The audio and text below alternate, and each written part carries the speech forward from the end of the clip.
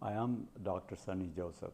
The purpose of this video is to uh, explain the benefits of health, exercise, and how to improve longevity. So let me go over my uh, qualifications.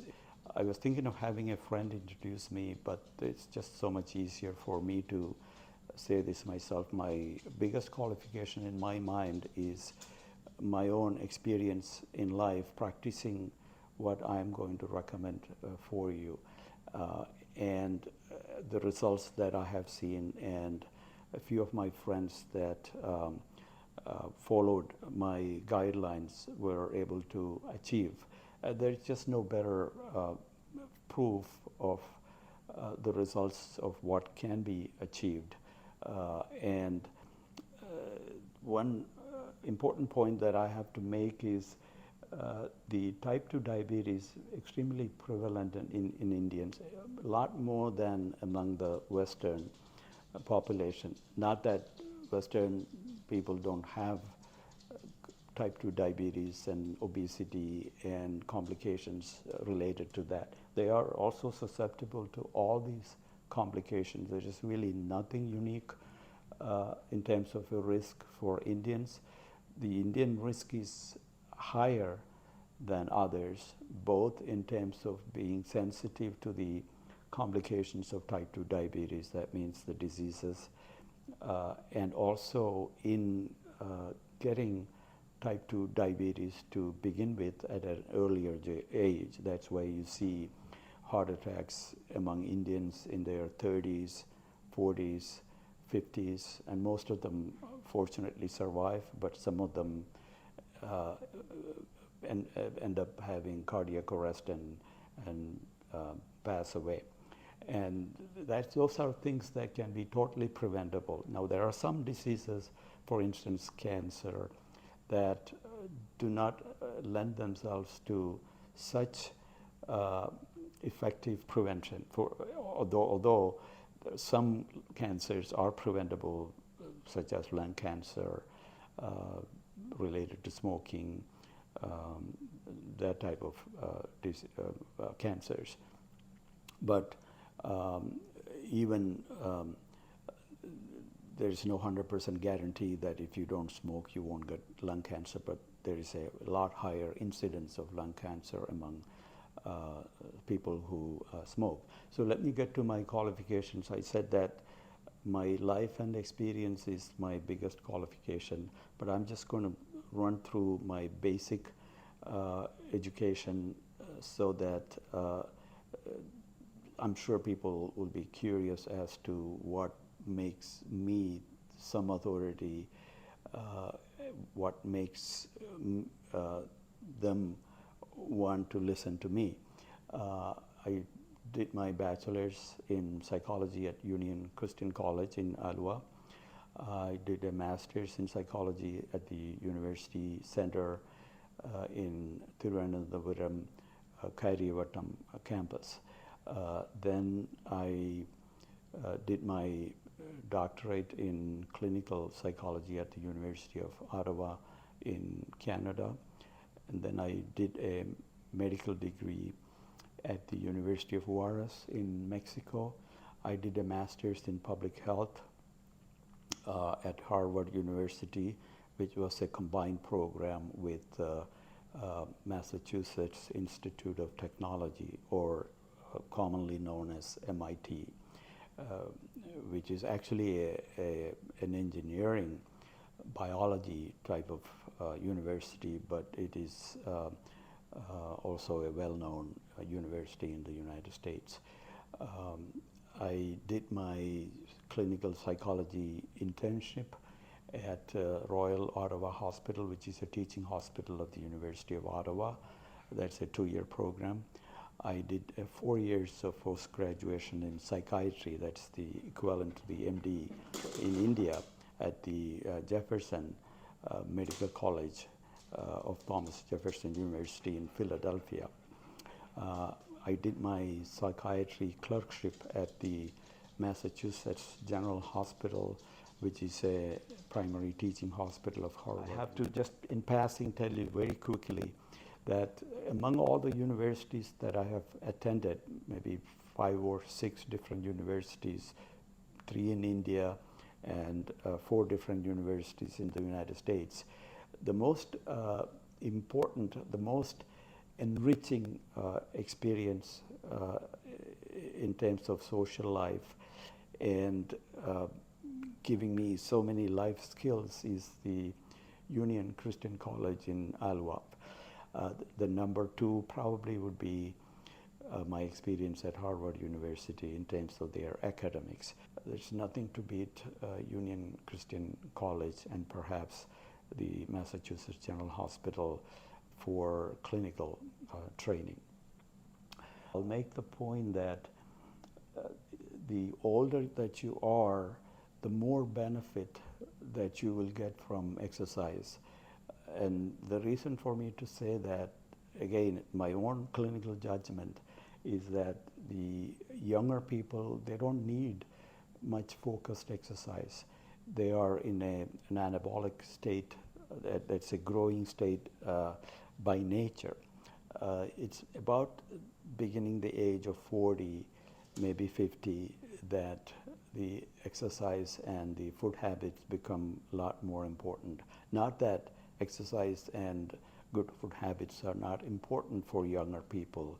Actually, the ravages of obesity or being overweight begins even as a baby. The fact of the matter is the atherosclerotic process begins at a very young age, and the effect, if they continue to remain overweight and inactive physically, are seen when they are in their 30s, 40s, 50s.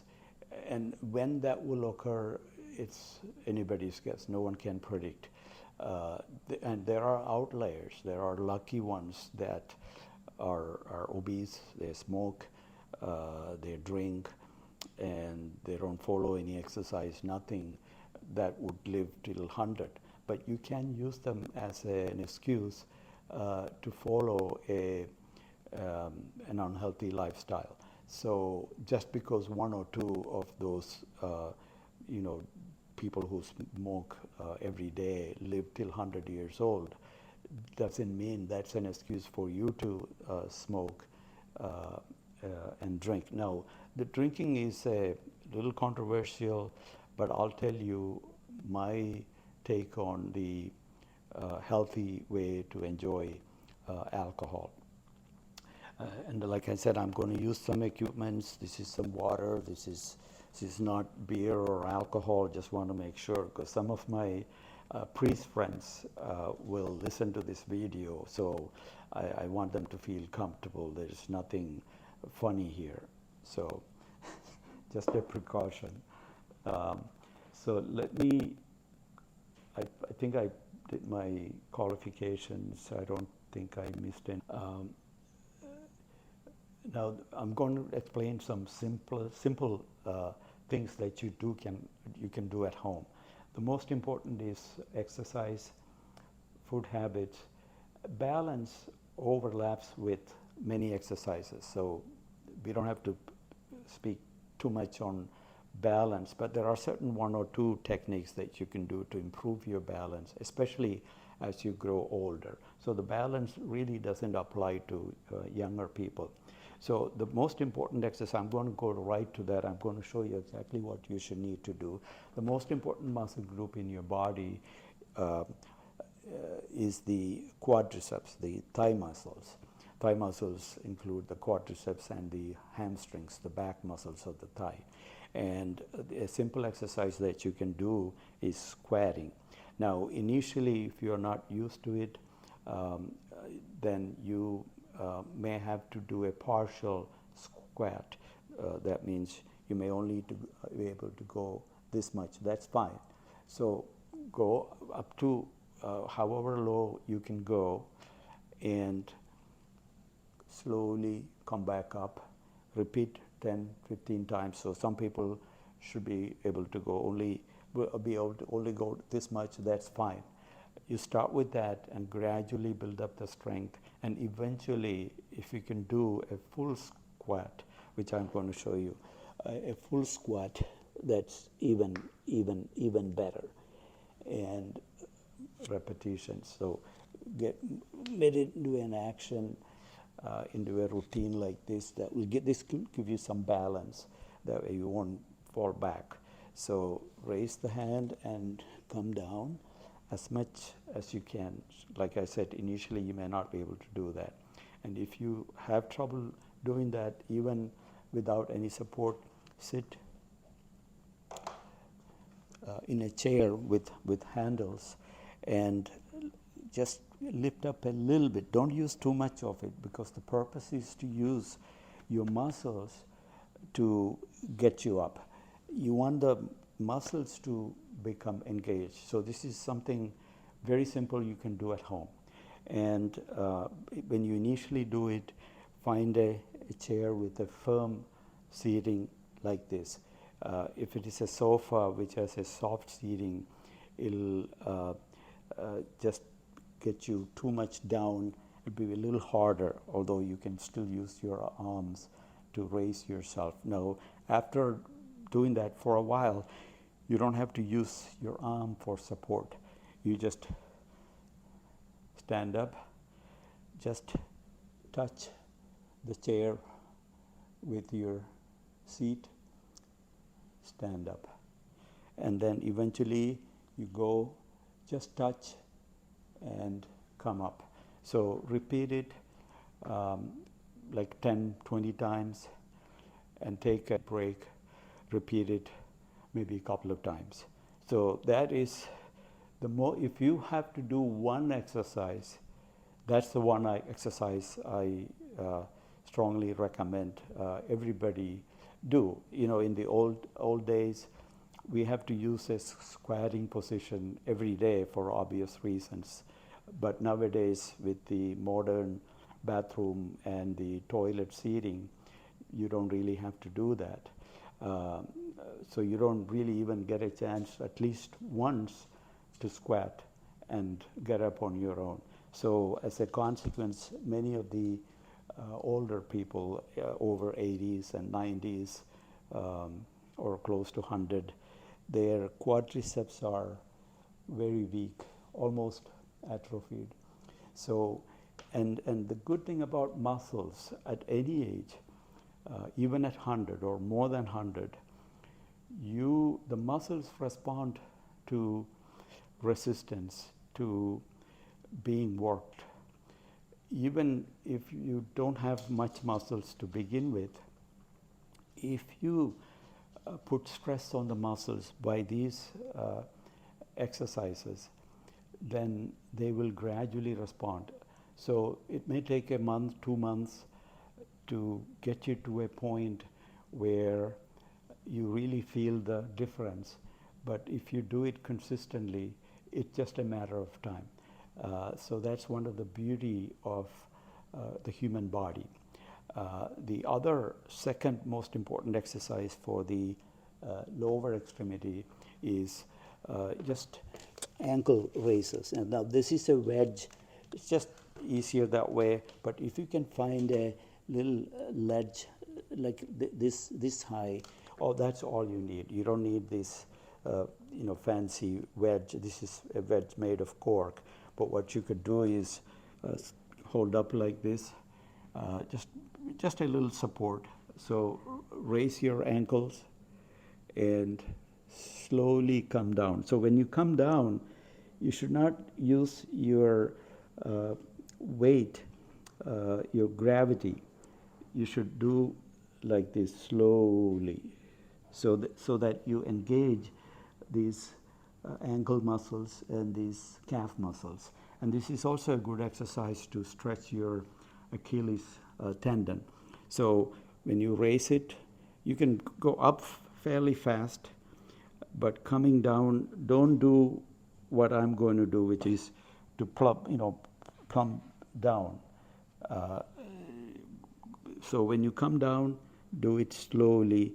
Do it about 10 times until the muscle gets really tired, and take a break, 30, 40 seconds break, and do it again until the muscles get tired. The purpose is each time you do it to get the muscles tired, so that's how the muscles grow and become stronger. And another exercise that you can easily do at home is climbing the stairs. So let me show you. I don't need to teach you to climb stairs, but a couple of points I make is that you should make it a routine to go up and down the stairs, maybe when you're home, maybe 3 to 4 or 5 times a day. But each time you do it, you do the maximum repetitions that you can do. Maybe 5 times go up and down. The one thing you should watch when you go up is even if there are rails, do not use this to support. Use the rails to keep you in balance. And if you don't need that support, you don't have to.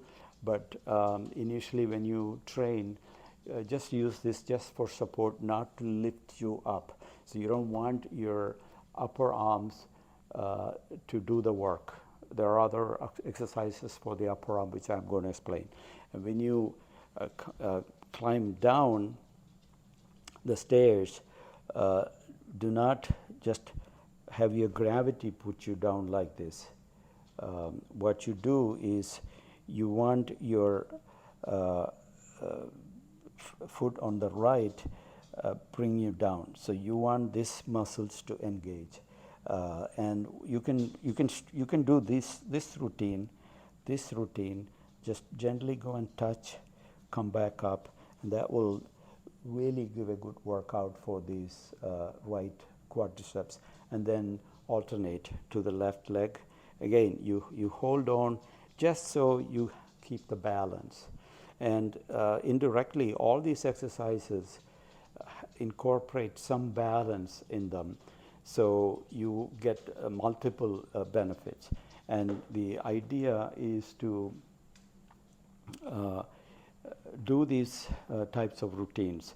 Now, if you have any trouble doing some of these, if you have not been active for a while, you can just sit in your chair and just do leg raises. Leg raises until you get tired. Do it maybe 20, 30 times. Alternate. Take a 30 seconds rest. Keep doing that. Keep doing that. And what you can also do is you can apply, just put some weights on it, and that will improve the resistance. So that's even better once you initiate at the lower weight level. And this particular ankle weights, you can get these things in India. You can adjust the weight level by adding more weights or taking it away depending on your tolerance. And as you advance, you could increase the weights, and that will strain these muscles a lot better.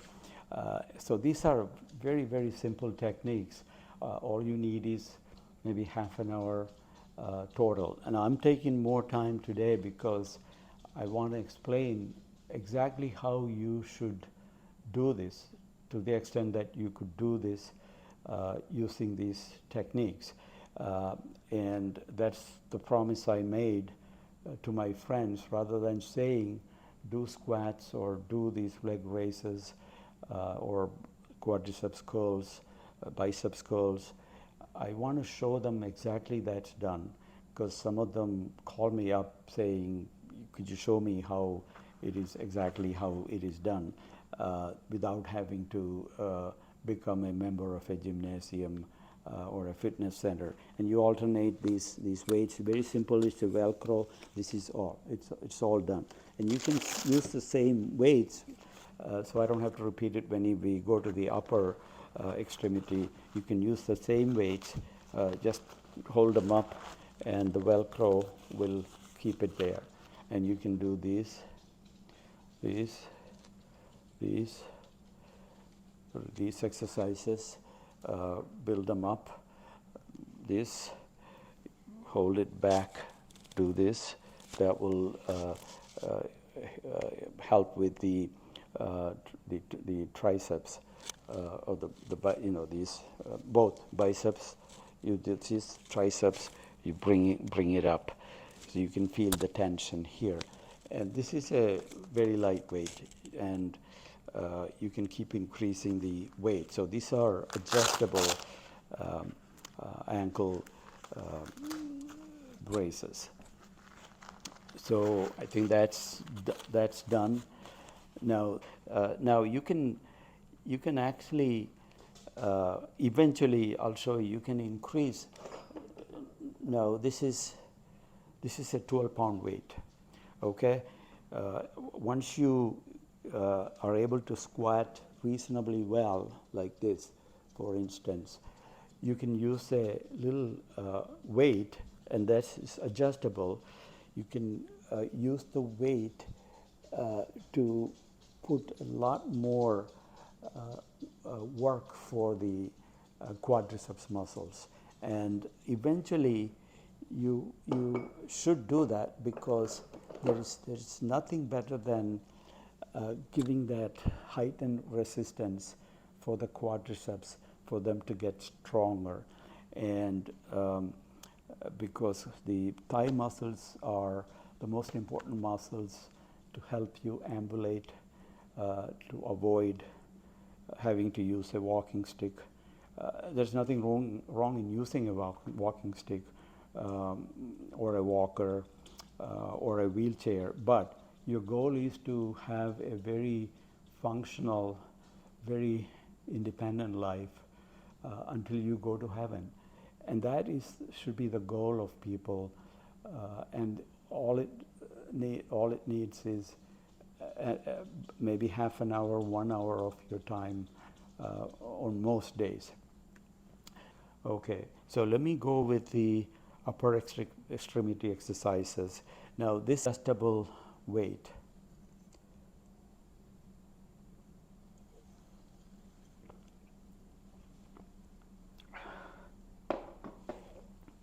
So you can dial the weight that you want to pick up. So when you start, this has a weight choice of 3 pounds, 6 pounds, 9 pounds, and 12 pounds.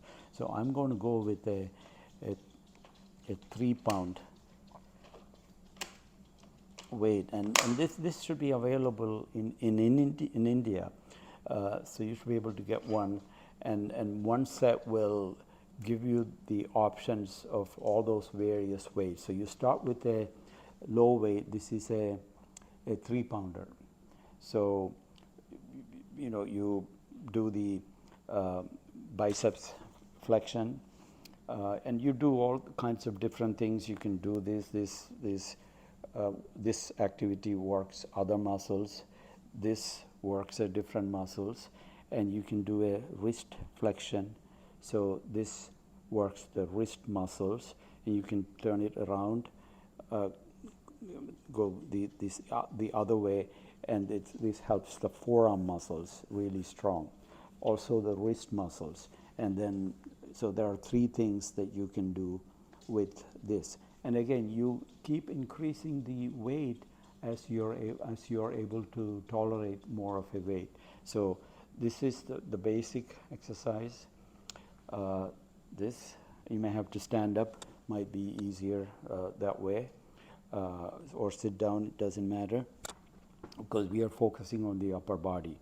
And the wrist flexion, the wrist extension, and the sideways routine. And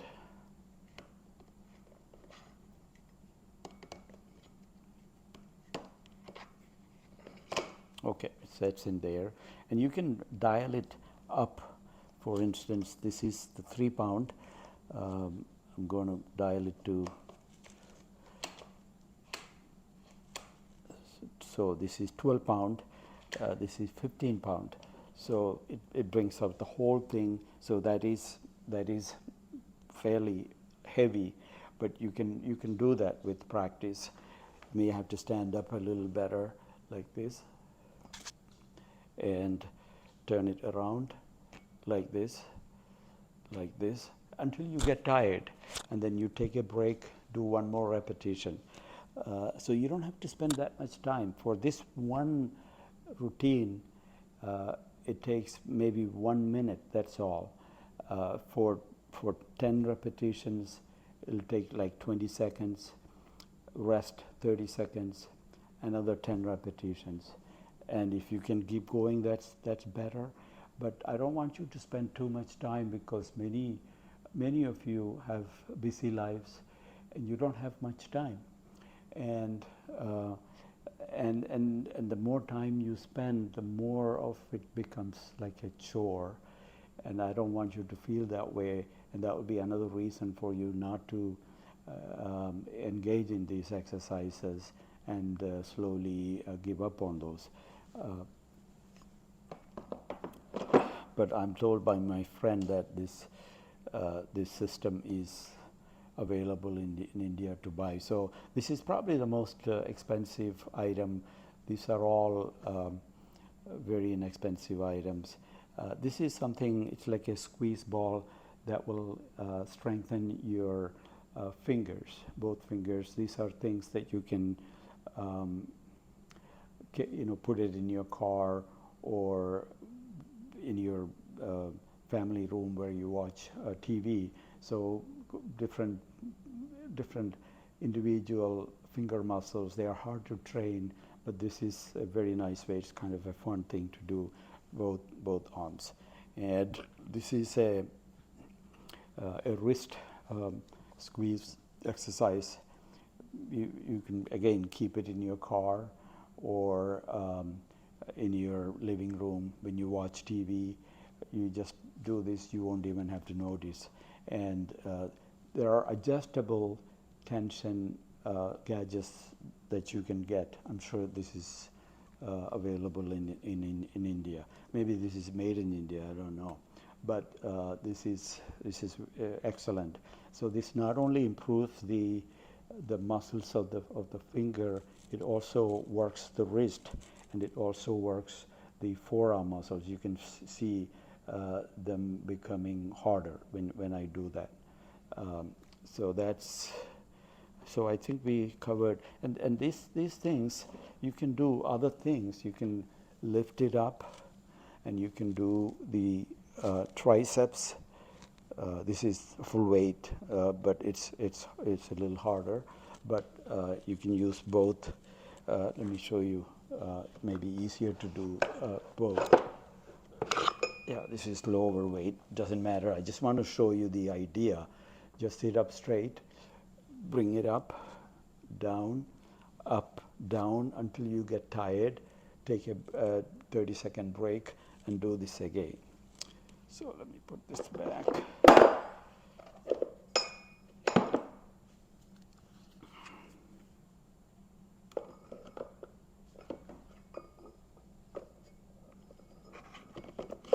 Okay.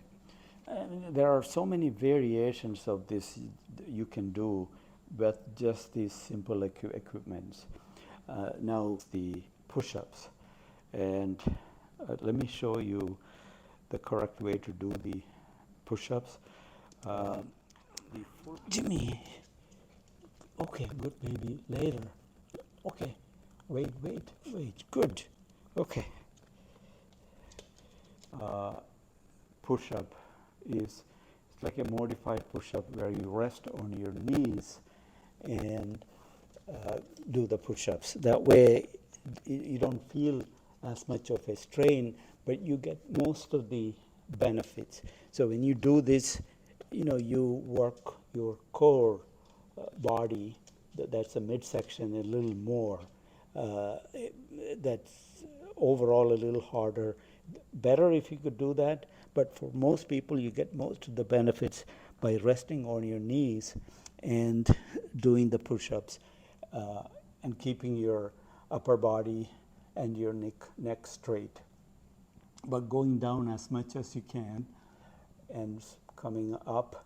But when you go down, don't use your gravity to get you down like this, because the purpose is to engage all of these, including the shoulder muscles, the rib muscles. So this will work all of the muscles. If you have to only pick one upper extremity exercise, this is what I would recommend. So do it like a 10 repetition if you can do. And if you can go all the way down like this, you don't need to go a little like this initially and then build up. And ultimately, you want to go all the way down and bring out that up. You can feel the strain on these, the trapezius and the deltoid area, the forearm muscles. Now, if you have trouble with totally coming onto the down to the floor, what you can do is have a chair with a back support. You just do this. It's very simple. Initially, you just start that and then go back a little more, start that.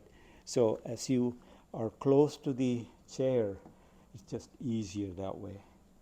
And if you can't kneel down and get up, what you do is you use a wall. It's called a wall push-up. You just do this. It's very simple. And then as you increase the distance between the wall and your foot, it becomes harder. And as you come near the wall, then it becomes a little more harder, which is what you want. So do it as you are able to tolerate and slowly build up. These are not things that you needed to do in one day or 1 week. So if you are out of shape, it may take a month, 2 months to build up and then keep building up. And you don't have to keep going and increasing. There comes a stage of benefits that you are very satisfied with, that you can stop at that point, but you should maintain that. Stopping doesn't mean you should stop doing exercises, but you can maintain at that level of intensity, that level of repetitions. And so there are so many ways you can do these. Many of these exercises you can lie down and do this, either in your bed or on a exercise mat like this if you have a hard floor. If you have a carpet, then you don't need the exercise mat. This gives you a little bit of a cushion. So what you do is just lie down. You can do a whole variety of things. You can raise your leg, keep raising it, keep raising it, bringing it back.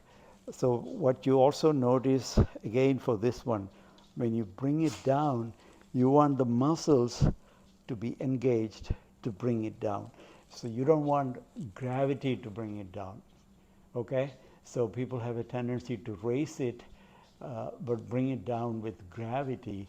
That's not the best way to use it, because you're kind of defeating the purpose. You're spending the time, but you're not getting the benefit. So, and alternate, or you can do both at the same time.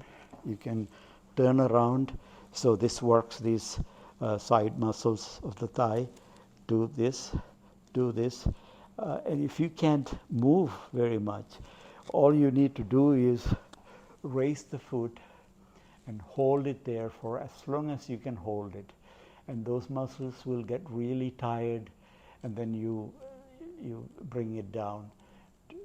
Take 30 minutes to 20 seconds rest, bring it up again, hold it there. It's more like yoga, which utilizes our own body's gravity to get the benefits. The thing about yoga is that it benefits it improves the flexibility, it helps with the muscles, but it doesn't do much in terms of the focused exercises that I showed with the weights, and the yoga essentially uses its own body's own weight to improve the strength, and it's also more of a form of meditation and mind control, which is fine. You should continue to do that, but yoga should not take the place of these exercises. You do these basic exercises, then do yoga. And from what I know, yoga takes a lot more time to do it. This is very quick for people that are very busy, those who are sedentary in their work, so they don't have that much time. So do yoga when you can, but treat yoga more as a kind of a lifestyle, meditation, mind control, whereas these exercises are focused on specific muscle groups for absolute strengthening, and yoga will always supplement. The balance is when you initially start, as a simple focused exercise for balance is just standing on one leg, and then eventually you may have to look down to give you the orientation, but you look straight and hold for 30 seconds, change your legs, and eventually you may have to hold on to a wall. Jimmy, quiet. Jimmy, quiet. Eventually you may have to touch a wall to make sure you have the proper balance, but not too firmly, just so that when you lose balance you have something to touch, and then as you experience you should be able to hold your balance like this. And ultimately, not immediately, if you have trouble with balance, find a place that you can easily hold if you need to, and lift up your legs and close your eyes. That's the ultimate. So if you can do that for 15 seconds, that's very good. But many of these leg exercises and some of the aerobic exercises that I'm going to show you will incorporate balance. So there is so much overlap, and even the resistance exercises, which is what I showed so far. That means the squatting and the biceps curl with the dumbbell weights and these ankle weight. Even the resistance exercises, if you do it fast and for a considerable length, it goes into aerobic benefits because they raise your heart rate. For instance, this is probably the hardest if you do this, and the push-ups, the lying push-ups for your upper extremities, both of those will take a lot of oxygen out of you,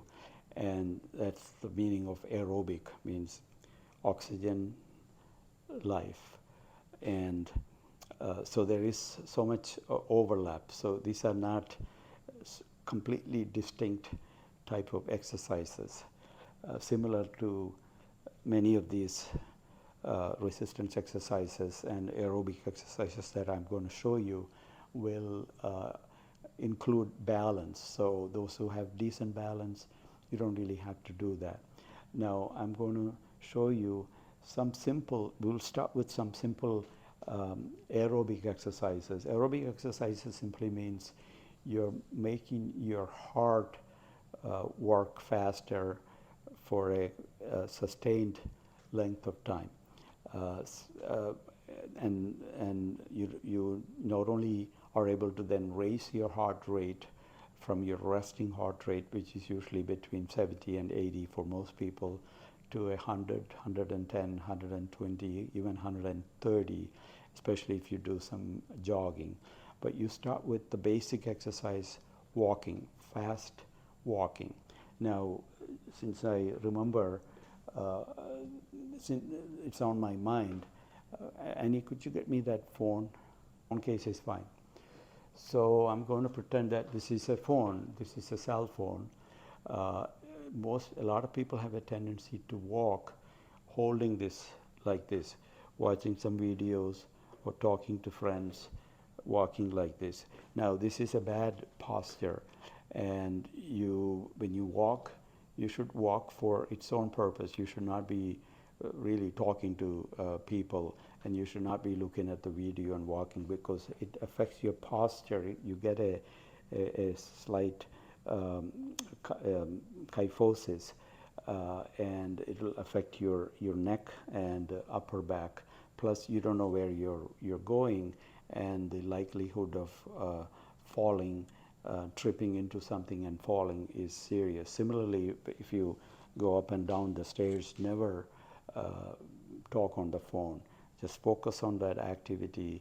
People can call you back. There is nothing more important than your health, in my opinion. And you have a missed call, you just call them back after you're done. So I would not carry a phone other than just answering and telling them, let me call you back, whoever it is, unless obviously it's an emergency. But for social contacts, do not do this when you go for a walk. Walk straight.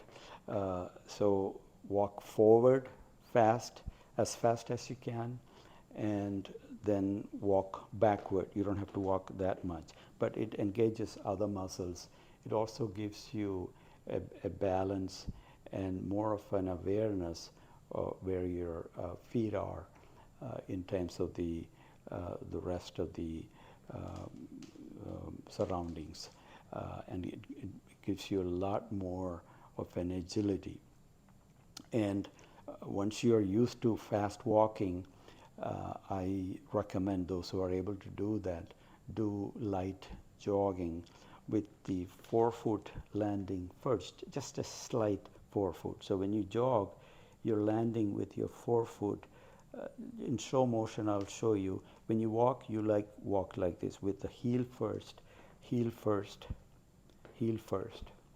When you jog, preferably in a sandy surface or a grass surface where there is some give, even if you use very good shoes, a better surface would be a slightly loose surface, which will give you a lot more of a cushion for your joints, so the joints don't get some wear and tear. That's why when we play football here, even at my age of 73, so when you jog, forefoot first, and then the heel second. Heel will come down second. So that will engage all of these muscles. So that jogging gives you, which walking doesn't, because walking you're going heel first. That is the correct way to walk. Otherwise, it will be an awkward walk, like you'll have to walk like this. That's just an awkward walk. I mean, you could do that if you don't want to do the jogging, but slight jogging at low speed with your body straight, looking up, that will give you a lot of good exercise without really straining too much. And these are exercises that people can do at any age. It doesn't matter even if you're 100. You will be able to build up to that because of the fact that muscles will respond at any age.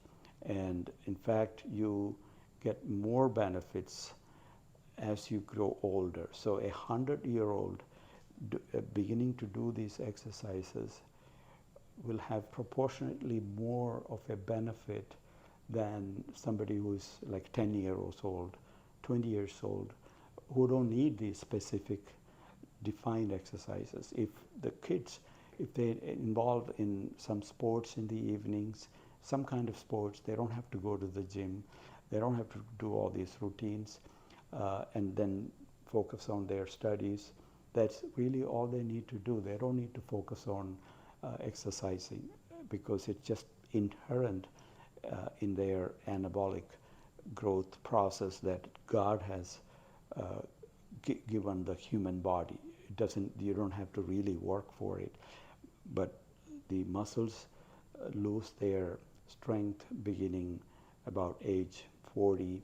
Well, again, at 30, but that's very slow. But at age 40 and 50 and 60, they begin to lose their strength. I'm told that they lose about 5% each year or something of that nature.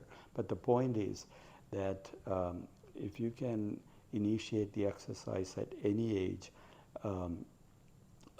you will get a lot more proportionate benefits than a younger person. The other aerobic exercise that you can do at home that incorporates some fun that I would recommend is using a soccer ball or a volleyball. I would prefer a volleyball if it is indoors because it is lighter and it's not going to stain or damage the walls.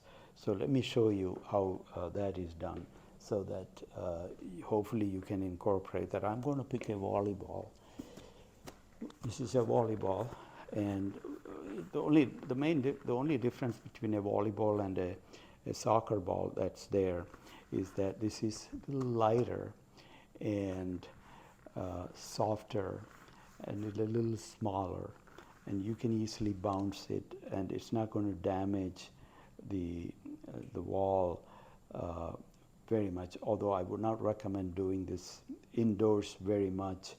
Do is just find a small area where you can bounce it back and go back and forth, go back and forth. So the advantage of this is that you can do this at home, and actually you can do this with your wife or your children.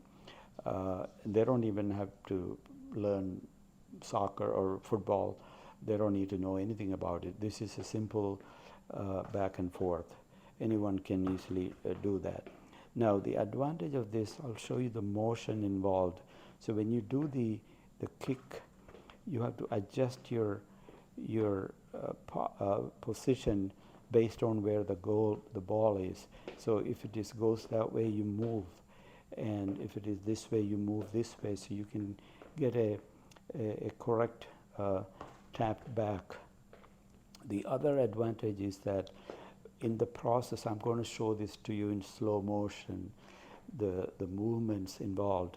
So you're then moving to position your left foot, and for a millisecond, you're actually standing on one foot to be able to make the snapping kick. You see? So it gives you that agility, that balance, and coordination all in one, and this is a fun activity, and you can do it with a partner if you don't have a surface. Now I would probably put a little towel here just so that it doesn't stain the carpet with continued use. So that's something you could easily do, and you alternate. So when the ball comes this way, you turn this way, calls this way, you turn this way, and do that for about 10-15 minutes. It is fun. Even if there's nobody there, you're not going to get bored with this. It really helps you with your lower extremity. Not only that, eye-hand coordination, balance, midsection, all of those things. And you can do it, faster. You can bounce it if there is a wall that is a strong wall. You can bounce the ball. You can do all those things. Okay, so that's one thing. The other thing you could do is you can use this to bounce it like a basketball and also get the exercise. It's such a coordination. It's fun, and you won't even feel time passing. 5-10 minutes, walk around, focus on it, walk around, backwards, forwards, move around like a basketball. And it's just easier, lighter. And the other thing, you can throw the ball and let your wife catch it, have it thrown back, catch it. And that, it's a fun thing to do at home with your family but it keeps you active. It improves the eye-hand coordination, reaction time, and it will help you in other activities. So my goal is, my purpose is not to make you into a football player. You don't need to be. But even if you are a football player, these exercises will help you stay in good shape on a continuous basis during out of season. Okay.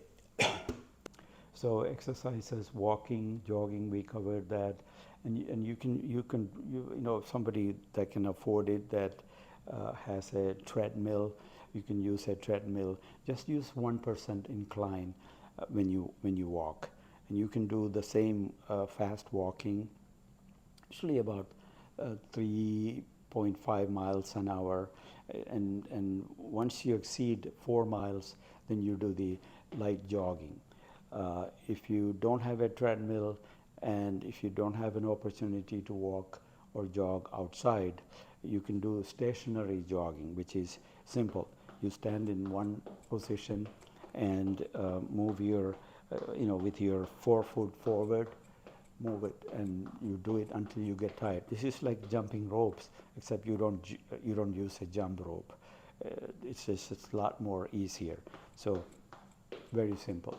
Until you get tired, look straight, keep your posture straight, and if you do it like 5 minutes, that's going to make you nice and tired, the whole lower extremity.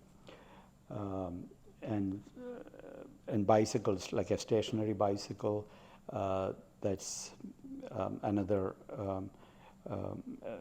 machine. You can adjust the resistance of the bicycling. If you can do that for 10, 20 minutes, that's great. So all of these exercises are something that you can do at home. Now, for those who can't afford to get a treadmill or don't want to bother with treadmill or stationary bicycle, don't have to do any of these things. Just fast walking for half an hour and light jogging. And those who are able, or eventually even at 90, 95, if they can do some sprinting, maybe for this 30 seconds intervals, 30-second sprint, take a 1 minute break, another 30-second sprint. Sprinting means you're running as fast as you can, again with your forefoot first, as if a dog is chasing you, or your children are chasing you and you're trying to beat them. So that's kind of an intense jogging and resting. And then you can alternate that with walking or light jogging, sprinting, but you spend most time fast walking and jogging.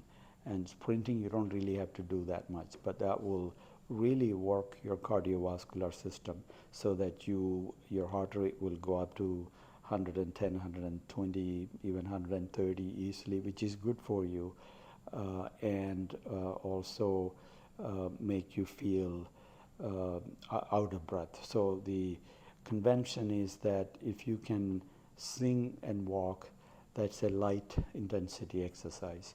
If you can, talk with some difficulty while walking, that's a moderate intensity. If you are only able to say 1 or 2 words, that's a high intensity exercise. That's what sprinting is. And once you finish the sprinting, you can see yourself panting fast. So I covered bicycles. And these sports activities, there are other sports activities like ping pong that you can do at home. You can buy a miniature ping pong table that you can use at home, or badminton, shuttlecock, not the ball badminton. Actually, ball badminton is one of my most favorite games. You can slice and do all kinds of things, but it doesn't give you well, it does give you the full exercise if you play singles, but in India there is not that many space, that much space available for a, a ball badminton court, because it's a very long court, and the land is so scarce that I haven't seen that many ball badminton players anymore in India, but it's a beautiful sport. But in any case, what you want is more shuttlecock, which will keep you active. It's a continuous game. So is tennis, maybe a little harder on your joints, but tennis courts are also hard to maintain.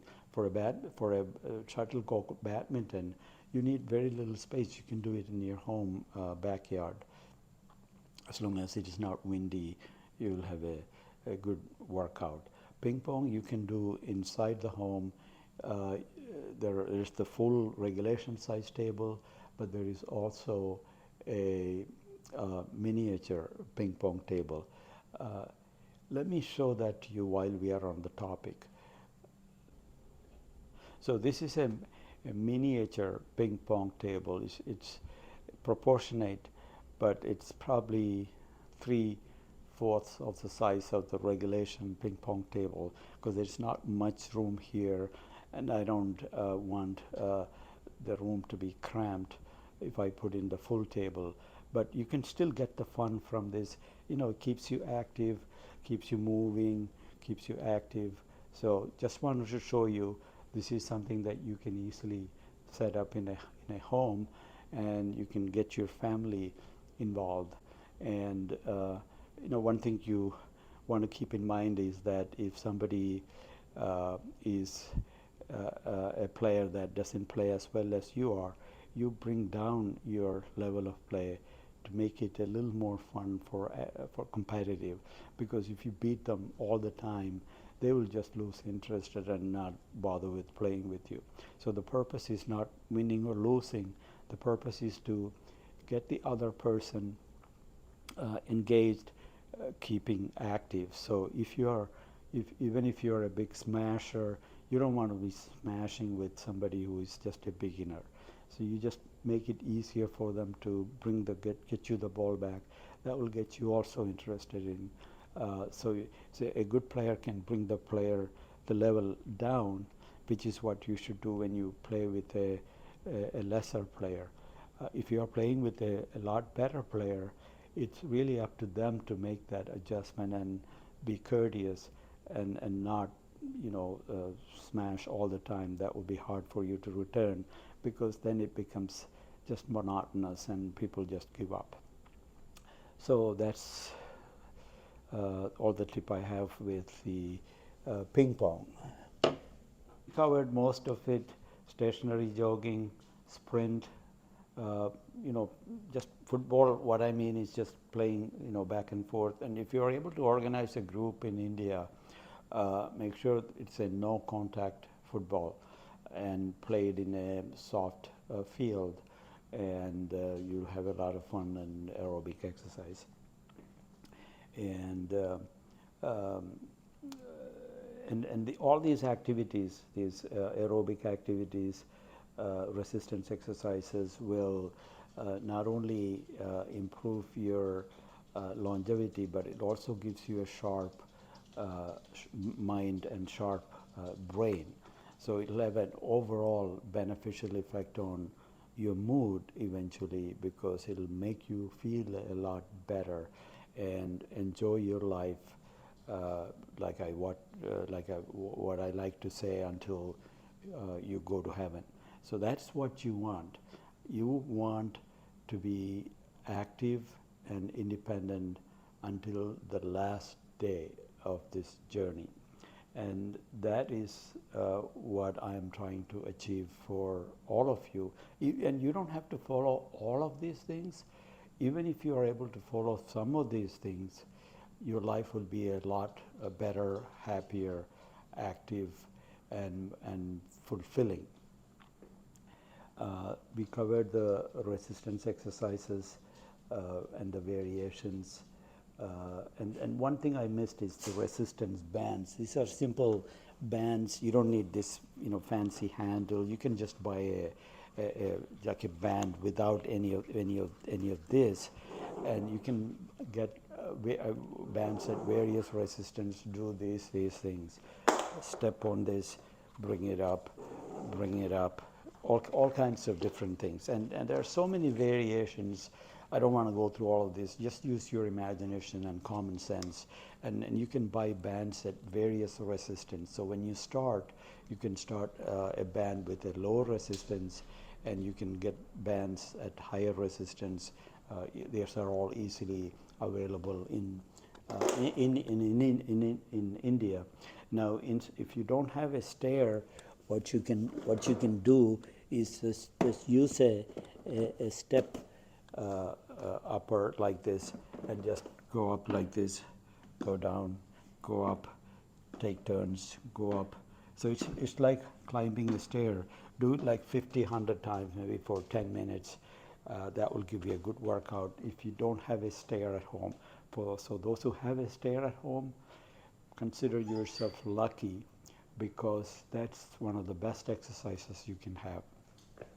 Okay. We covered the aerobic exercises, resistance exercises, and you can do all kinds of variations. I'm just showing the very basics.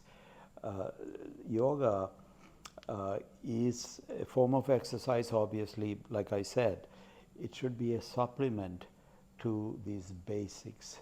So do not rely on yoga alone to give you the full benefits of the health and agility and activity. A point that I want to make about back injuries is that back injuries are very common among people, and one way to avoid back injury is to lift or put down objects properly using your knees rather than your back muscles. Let me quickly show you an example of the correct way to lift objects.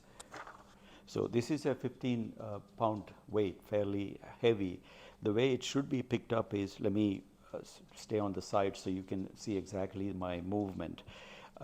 The knees should take the weight, knees meaning your thigh muscles. So you can see the thigh muscles tightening up. So make sure you bend your knees, keep your back fairly straight, and pick it up. And that way you are avoiding strain on your back. So I'll show you how not to do it. Since I have fairly strong back, I should be okay doing this. So do not do this while you keep your knees straight and bending your back and picking it up, unless your back muscles are already fairly strong.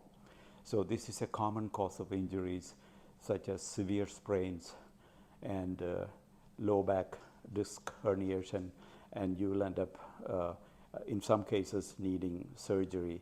And it's very hard to completely cure once a back injury occurs. Also the same thing when you put an object down, bend your knees, let your thigh muscles carry the weight.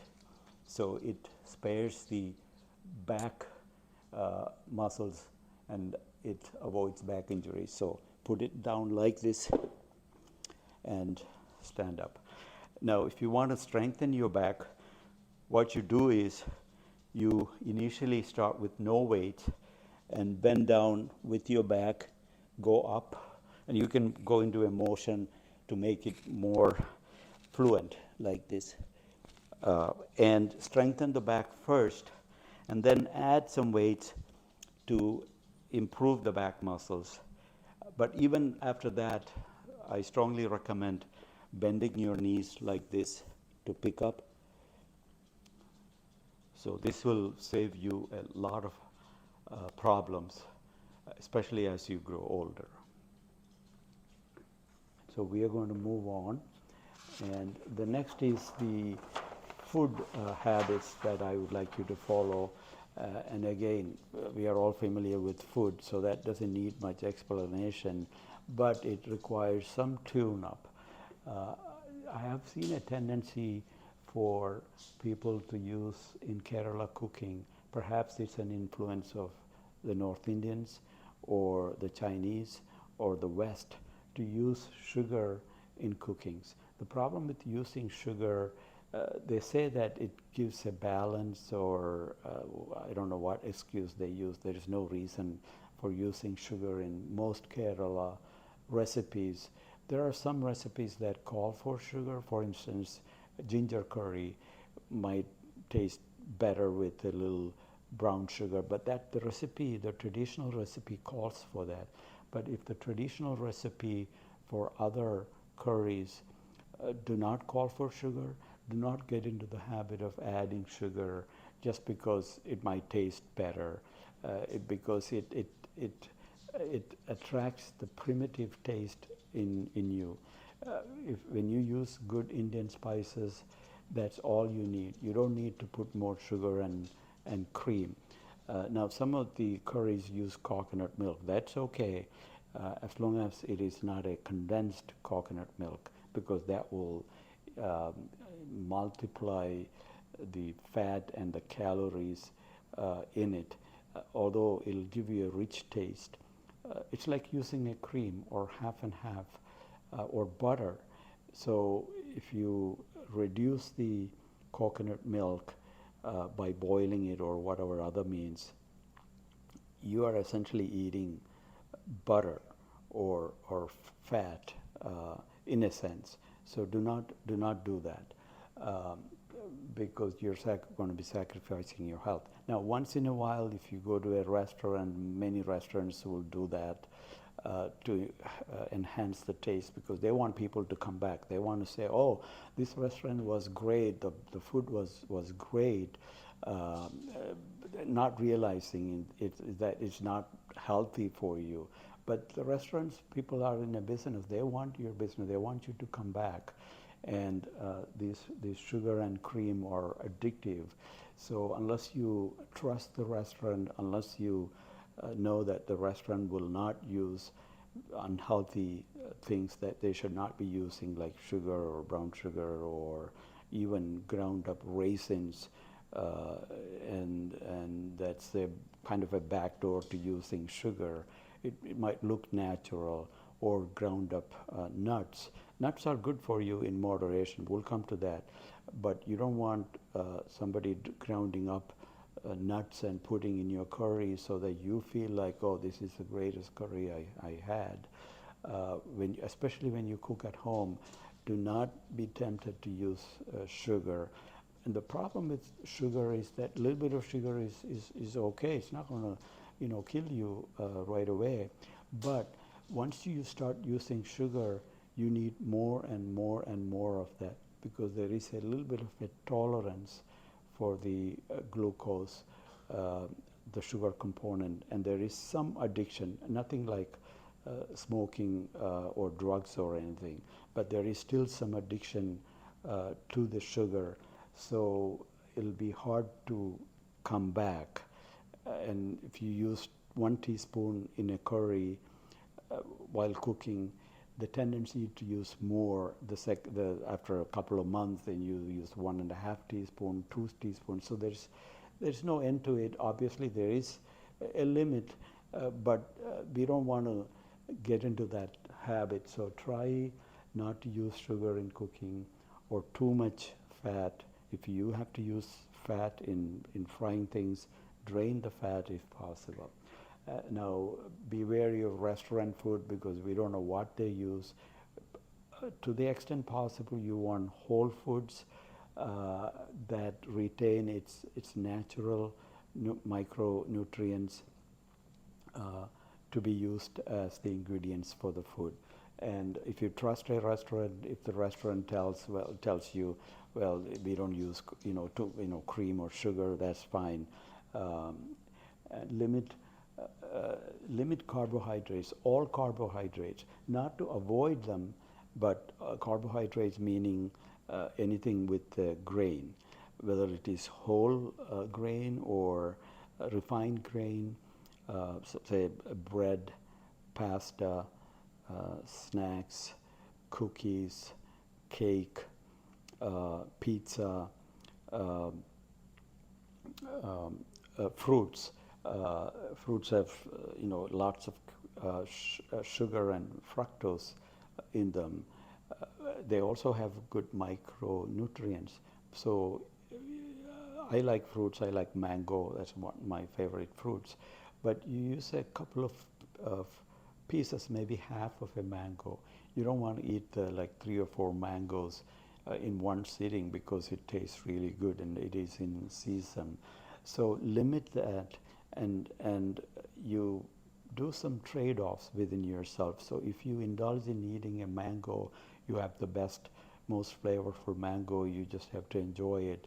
You're entitled to do that, but cut on other foods that day. Do not maybe go, starve that day, fast that day, or go for a workout to make up for it. The point I want to emphasize about fruits is that fruits are generally good for you because they have a lot of vitamins, micronutrients, and fiber in them. The only problem with that is that in too much quantity, it's just way too much sugar and carbohydrates, and that will add on glucose and fat deposition. So a good alternative is to, as we discussed, go light on fruits, but go lots on vegetables, because the vegetables have all the nutrients that fruits have, but without the sugar and the calories. So always keep that in mind. So when you go for dinners, load up on vegetables and treat fruits as special treats, as desserts. Like instead of a piece of cake, a fruit is an excellent option. And incidentally, India has some of the best fruits in the world. For instance, mango is considered the queen of fruits. Mangosteen is considered the king of fruits. India has both of these fruits in abundance. So enjoy the fruits, but keep the quantity down. Another thing about the diet is that as long as you limit the carbs, make sure you got enough protein, which is lean cuts of meat, fish, eggs, lentils, beans, and that way limiting the carbs, you'll be fine. And you can apply that to all of your food habits. If you're used to putting sugar in your tea or coffee, try to decrease the quantity gradually and completely wean off of putting any sugar in tea and coffee. The advantage is that you save on the calories on a daily basis by avoiding sugar, but also you get the advantage that when you avoid sugar in coffee or tea, you become more sensitive to sugar in your sweets. So you're likely to pass up on high sweet desserts such as jalebi, laddu, and so on. In the Indian vegetarian tradition is actually an excellent tradition because overall the vegetarian pattern is considered better from a health standpoint. Again, the problem is it's loaded up with carbohydrates. So if you choose Indian vegetarian dishes, for instance, steamed dishes, for instance, idli, putu, which is steamed rice, in limited quantities, then you're doing well. Okay. The other problem with the Indian vegetarian dishes is that most of them are breaded and contain lots of carbohydrates and oils that are retained in the frying process. So that's also something that you have to keep in mind so that you will be able to limit those to very small portions. Generally speaking, there is a tendency to prefer Western fast food such as hamburger,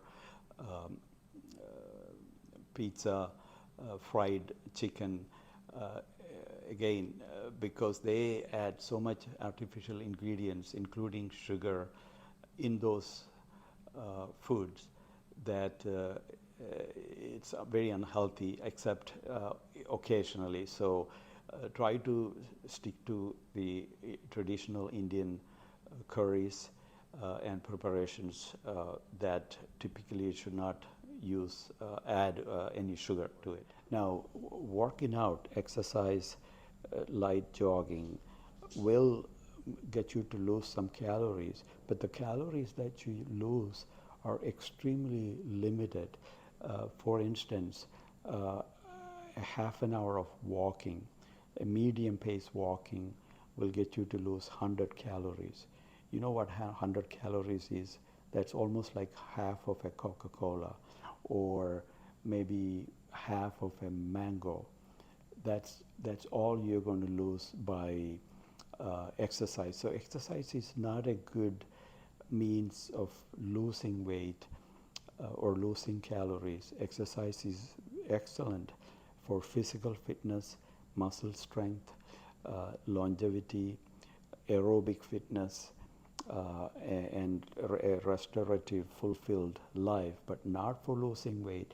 For losing weight, you have to cut the calories, and the best way to do that is cut the carbs, not to avoid. So any of these things that I tell you, I'm not saying you should avoid them completely. You take small portions. For example, I'm going to show you in practice what I want you to do. And I practice this in my life, and people who know me, they will immediately recognize this is the techniques that I use. So, so limit fruits, limit cakes. Take a small portion, very small slice. Sweets, and Indian sweets are notorious for being very sweet. Indian snacks use a lot of carbs, and most of them are fried, and the frying oil is hydrogenated oil, which is saturated oil, which is very bad for the cholesterol. And we'll come to those things, and we'll be more specific. Juices, fruit juices, avoid fruit juices. If you have to eat like a fruit juice, eat a small portion of that fruit, so you get the whole micronutrients and the fiber from the fruit. But again, limit the amount of fruits. And soda, that means Coca-Cola, Sprite, 7-Up, all those things. They have lots of sugar. I would prefer that you have just plain water or just coconut water, the Kairikambelam.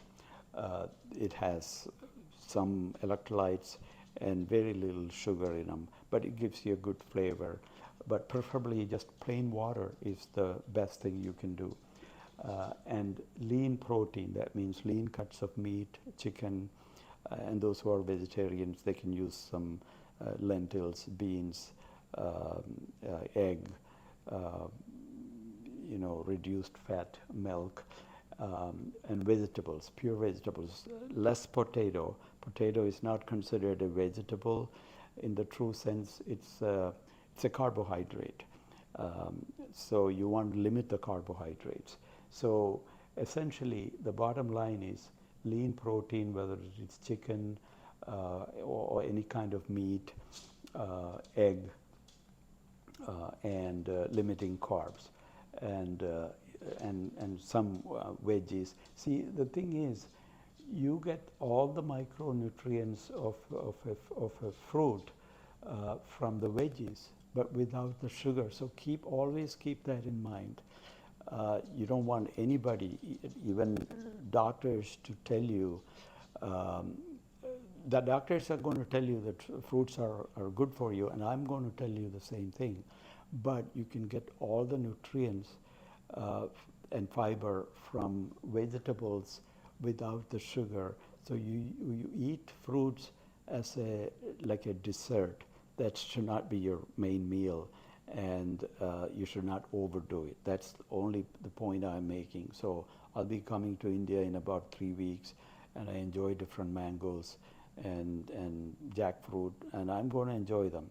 But I'll make sure that I make up for it by not eating other food or by jogging. It doesn't matter how hot the weather is. I'm going to enjoy my time there. Um, and and when you visit friends, you may have to indulge a little bit, but make sure you eat less that day at your own home so you can enjoy that and you can feel like you are able to enjoy that social context. And when you go to a buffet, and again, take small portions, look around what they have, pick a little bit of what you like, and then go back for more. And and throwing away leftovers, that's difficult for Indians to do, or anybody to do, but I'll show you how you do that. That way it'll give you some little more courage. Small portions, stick with small portions. And if you go to a friend and they insist that you eat all of what they made, this is the best food, it's the healthiest food, that's what they're going to tell you. This is made handmade and all those things. And so it'll be very tempting for you, especially when you go to a friend's house, you hadn't been there for a while, so they are excited to see you. And most people find happiness in having guests eat their food.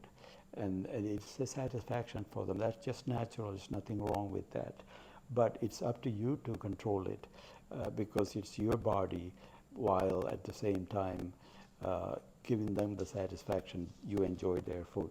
So take small portions, and if some guests will insist that you got to eat more, you haven't eaten enough, it's their food, they made it by hand, and this is special.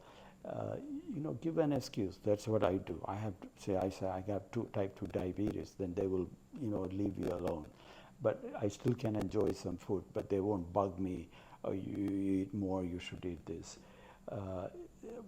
One of the things that you should try to learn to do, because many people are in the habit of eating 3 or 4 meals a day, I would skip breakfast, because the longer the interval between meals, you're giving your body for it to use up the glucose, the sugar that is fat, stored in your fat for energy. So if you eat frequently, then you're not giving your body a chance to use up the stored glucose and the fat, which will eventually the body will use as fuel.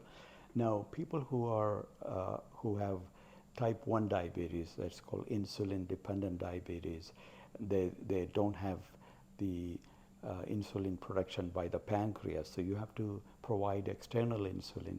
Now, for them, they have to monitor their sugar, so they don't want to become hypoglycemic. They may have to eat maybe more frequent foods depending on how they feel, but in small quantities, simply to ward off the hypoglycemia. But that's a common excuse for people who don't have type 2 diabetes to eat every 2, 3, 4 hours and snack. That's a very, very unhealthy justification and conduct. So those who don't have type 1 diabetes, unless it is poorly controlled, they don't need to eat frequently. So for most people, it's a lot healthy to totally skip breakfast, other than tea or coffee. So I'm not saying you should not have any fluids. Tea and coffee, I don't consider that as breakfast.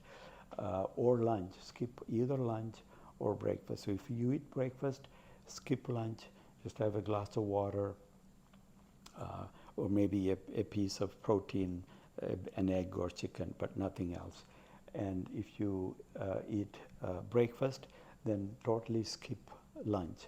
And when you eat breakfast, limit the carbs, eat protein, like 1 or 2 eggs, a cup of coffee is really all that you need. But if you are used to having some carbs, maybe one idli or two idli at the most, and you don't need anything else.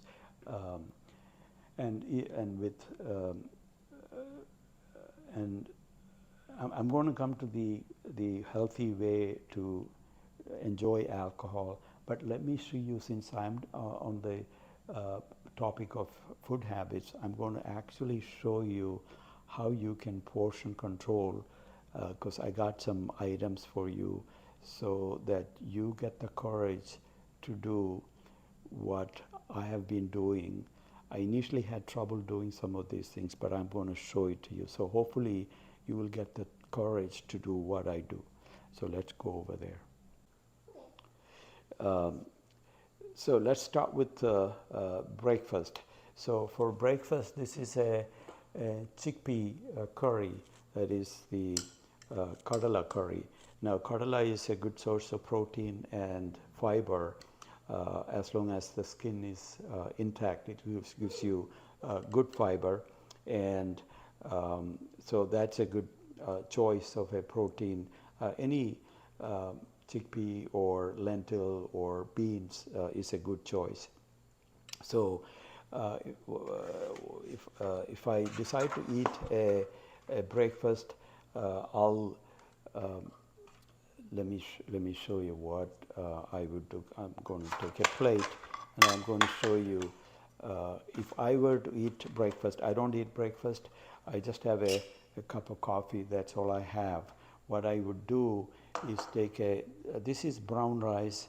This is putu, which is a steamed rice preparation made of brown rice, which is slightly better than white rice, but not that much better. So I would not go overboard on that. So I'll take a small portion.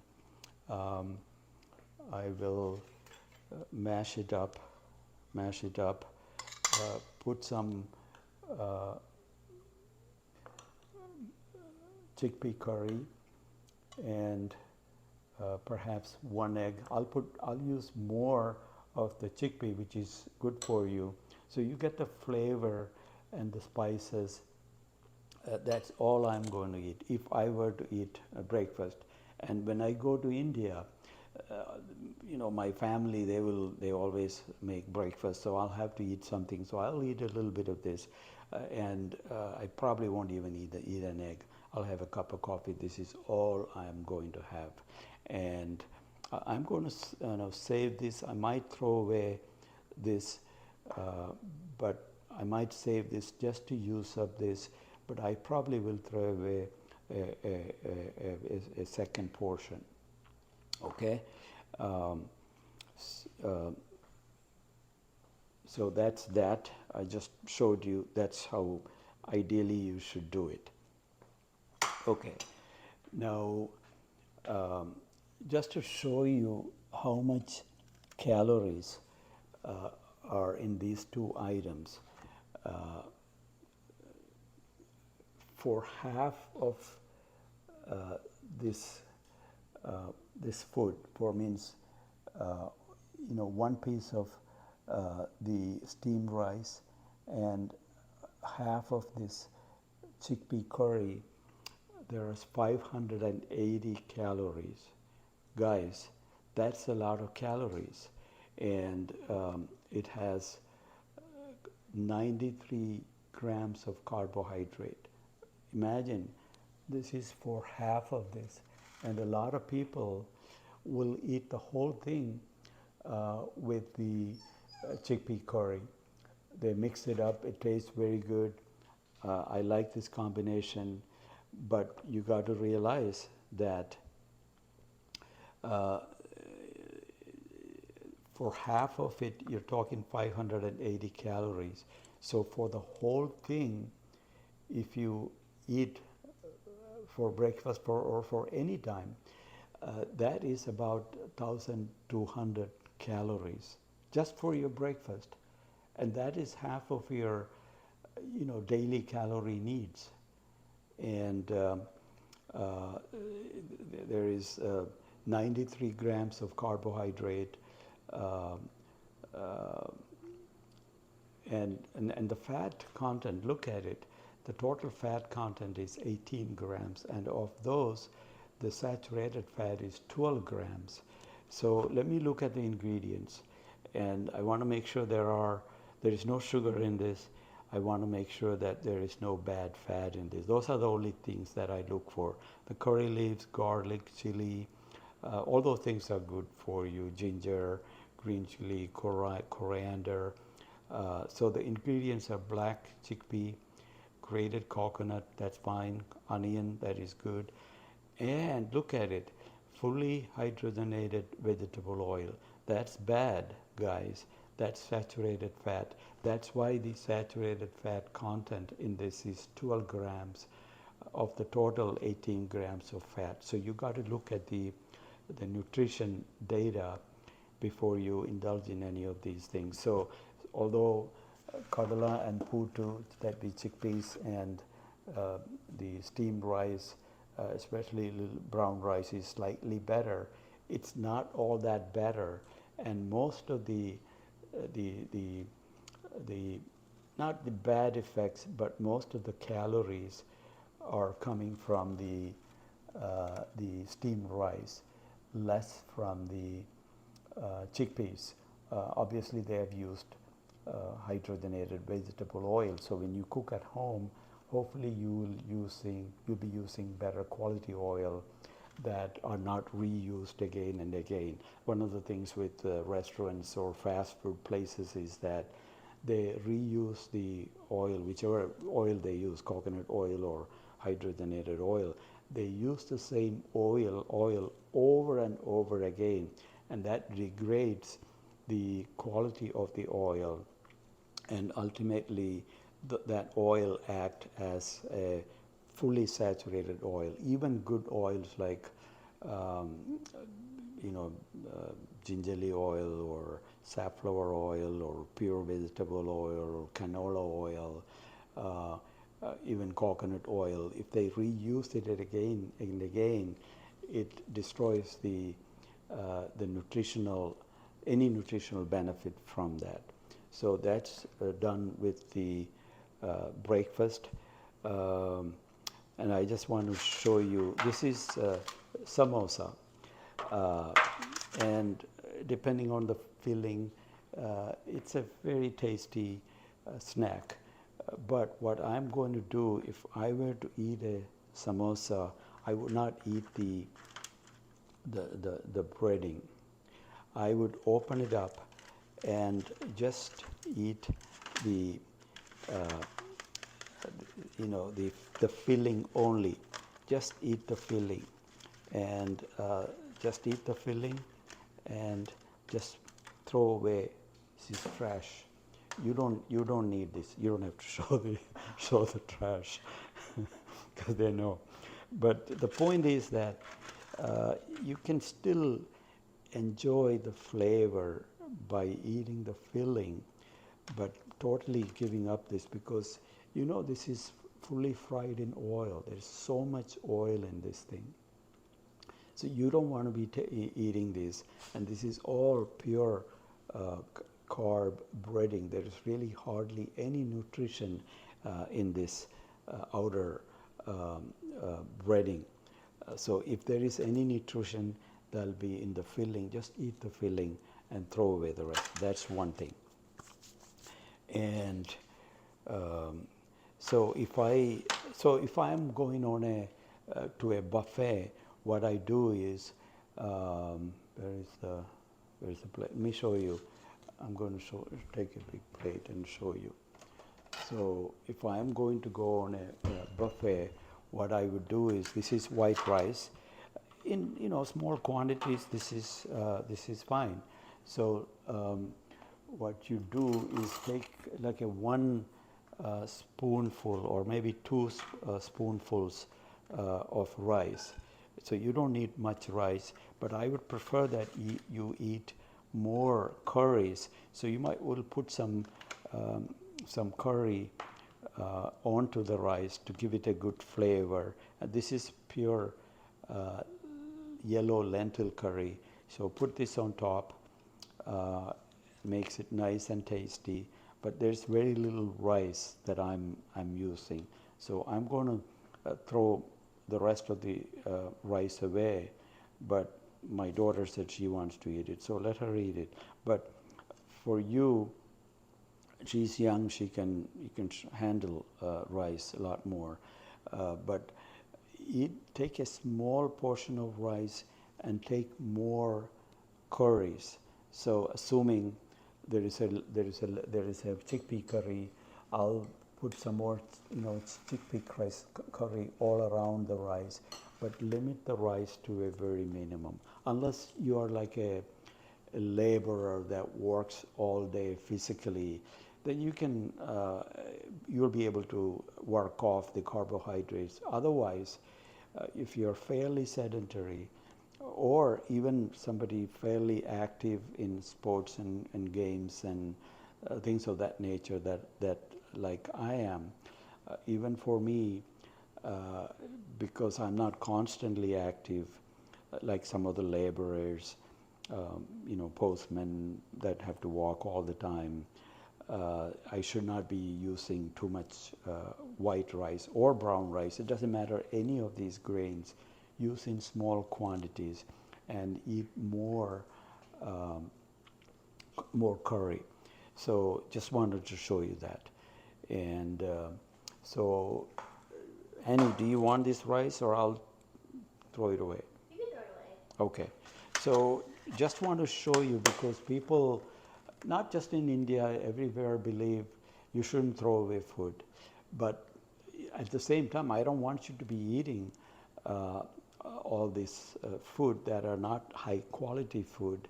And I don't want you to feel offended that, for India, rice is a staple food. This has nothing to do with that. This is just everything to do with health. So I've taken what I need, and I don't mind just enjoying the lentil as a soup by itself, and I will get all the benefits. So I'm just going to throw away this rice. So people have a belief, especially in India, I've heard this a lot from my parents. There are so many poor people in the world, so you should not be throwing away food. You should be eating all of the food that you have. But that's really, I have to protect myself to some extent, so I'm going to throw it away. And you should do the same thing. And now, I got this puri, which is very popular in India. I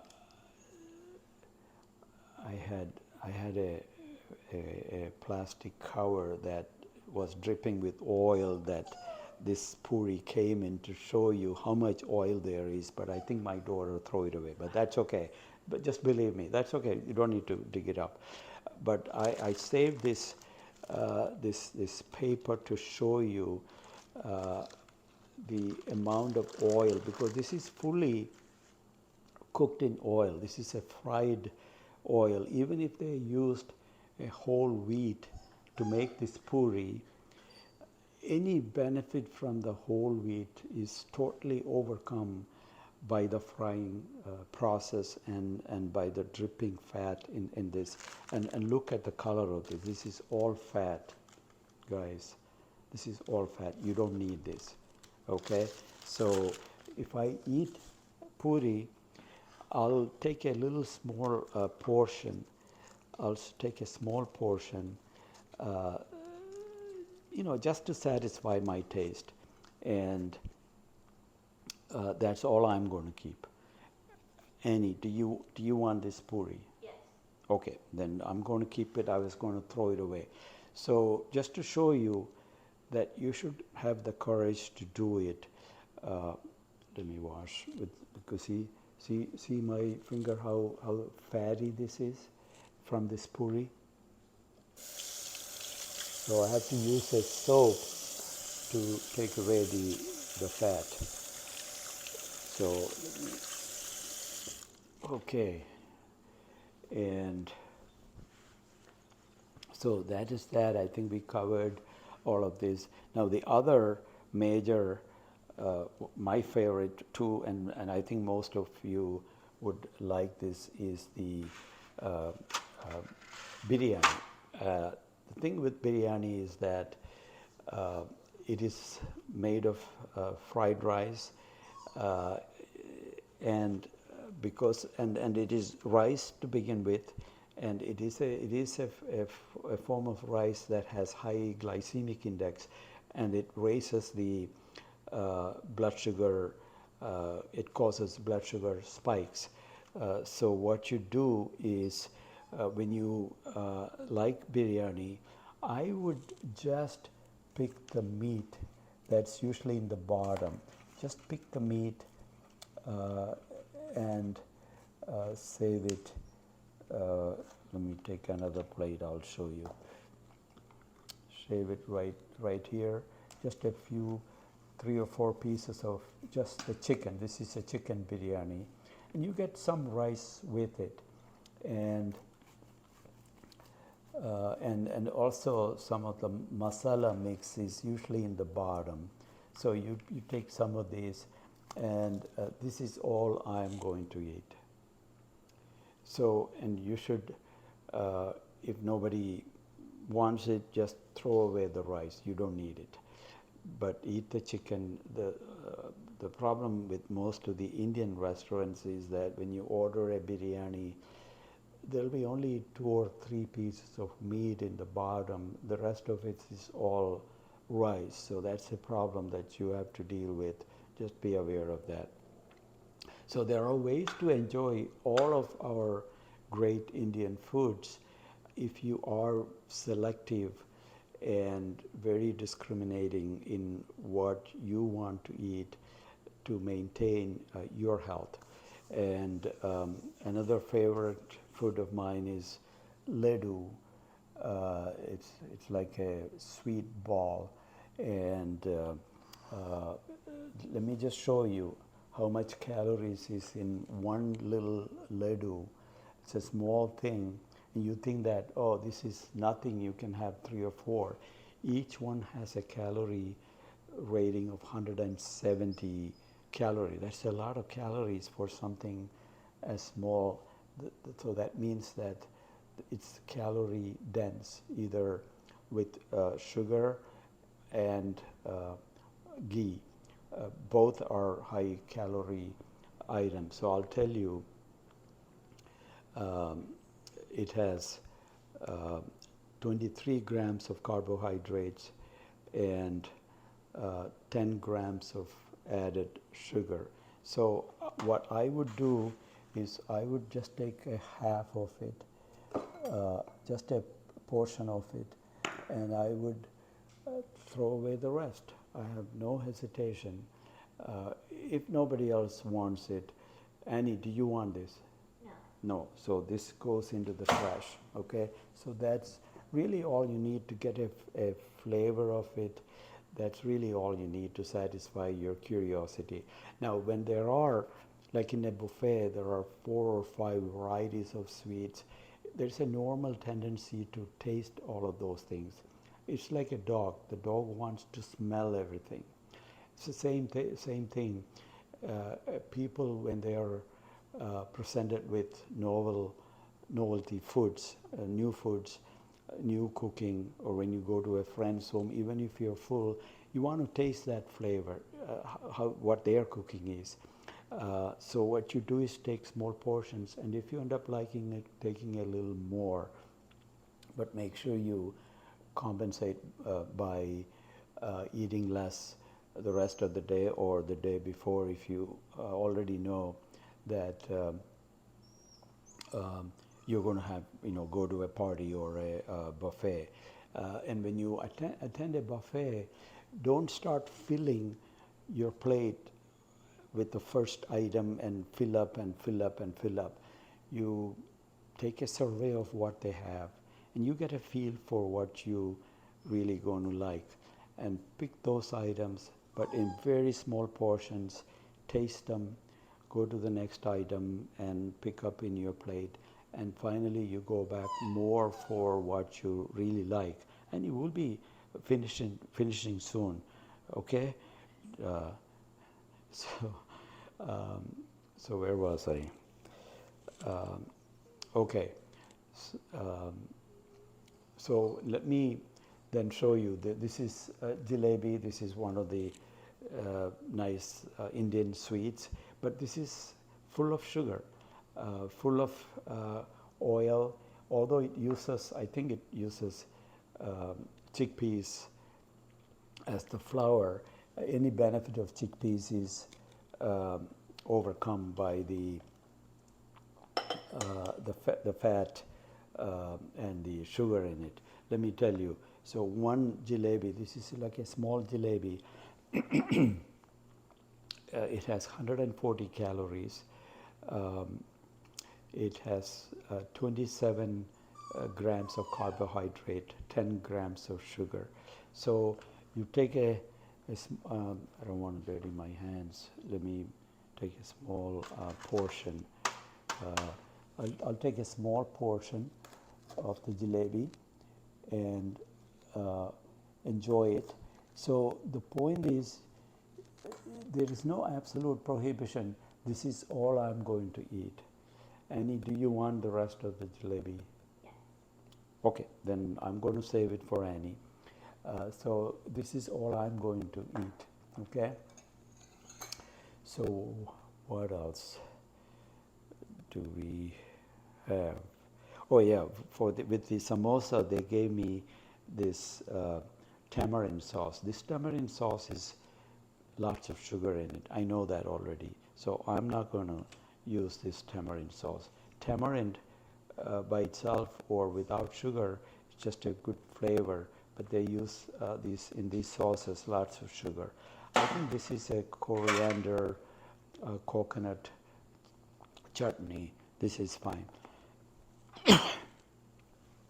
I think we covered everything. No, one last thing. Oh yeah, that is the I think raita for the biryani. That's fine. Now one last thing that I want to show you. Now this is a neat technique to get you all the fiber that you need and many of the protein that you need in one preparation. So this is what I do and what I've recommended to my friends, and some of them have found extreme benefits in regulation of their GI habits. And this is a fiber smoothie, and it also absorbs some cholesterol from the gut. So it has other health benefits besides being mostly bran. It gives you all the micro nutrients and fiber that you need. So you don't need to eat other items like fruits because of the sugar. So what I do with this is that I make a smoothie, and I'm going to show you exactly how you make it. So this is psyllium. This is from India. It grows in India. I think it is known by a different name.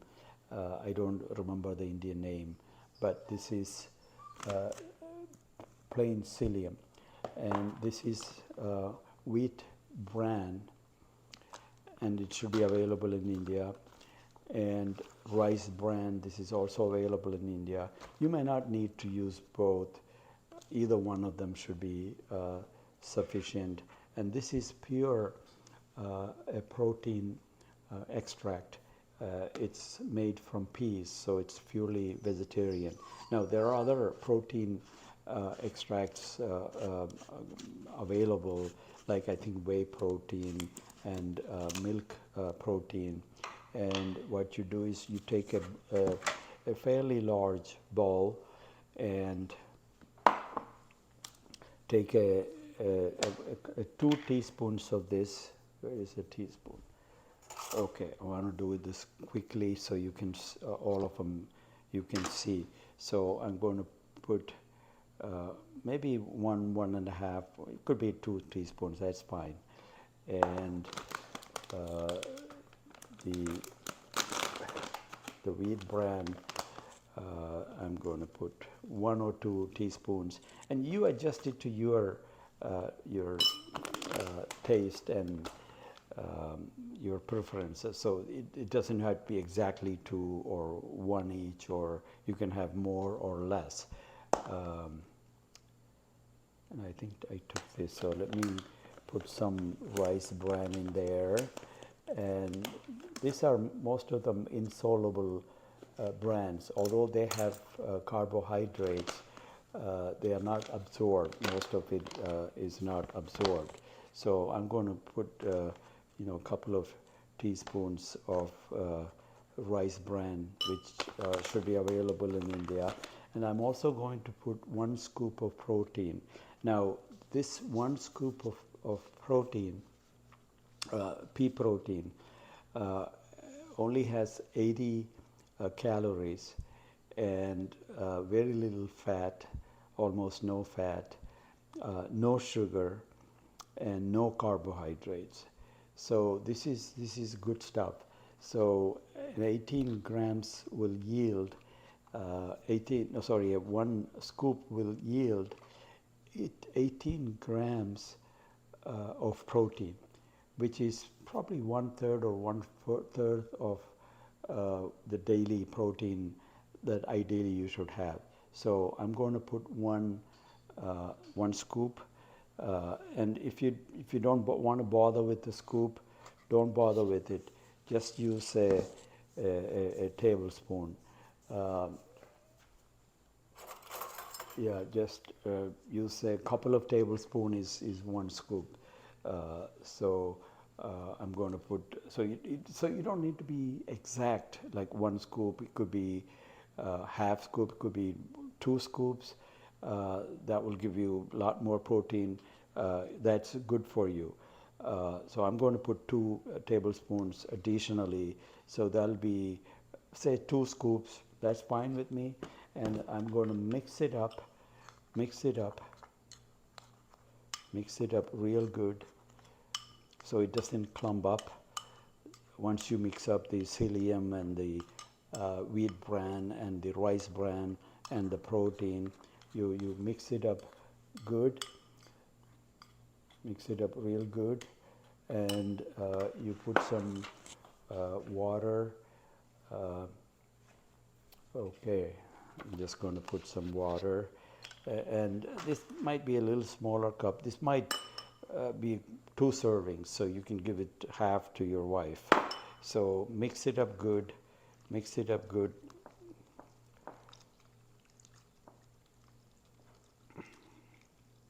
Just water, that's all you need. Simple item.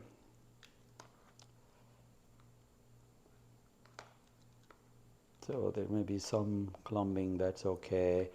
It'll dissolve very nicely. So see, now it's fairly well dissolved.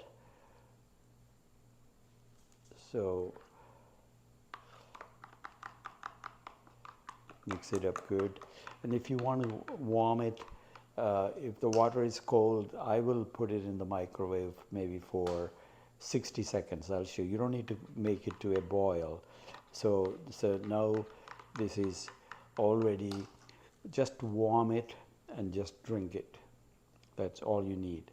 And make sure you put plenty of water to make it into like a smoothie consistency. And if you let it sit, all this fiber will absorb water and might be more like a porridge, which is fine. But if you heat it for 60 seconds, you can just drink it. It takes 2 minutes. So do this before you go for a big dinner. So because it'll fill you up very nicely, and then when you go for a big dinner or a buffet, you can pick and choose what you really like. So you don't have to eat all the foods there is, all the junk foods there, or not junk foods, all the foods that some of them could be unhealthy. So for instance, I like, say, shrimp pickle, for instance, or some other foods that I have some cravings. So I'll just eat those because I have all the micronutrients, all the fiber that I have in this smoothie, and it is protective. It protects me from just going overboard and indulge in too many things, too many desserts and things of that nature. Uh, and I don't even have to eat vegetables. Not that vegetables are not good for you. Vegetables are excellent for you, but I'm covering everything by this one little smoothie. I have enough protein there. I have enough fiber there. And they supply enough micronutrients, and I have more than enough carbs. You don't really need that much carbs, but I have plenty of carbs in this. For instance, this has 8 grams of carbohydrates, the rice bran.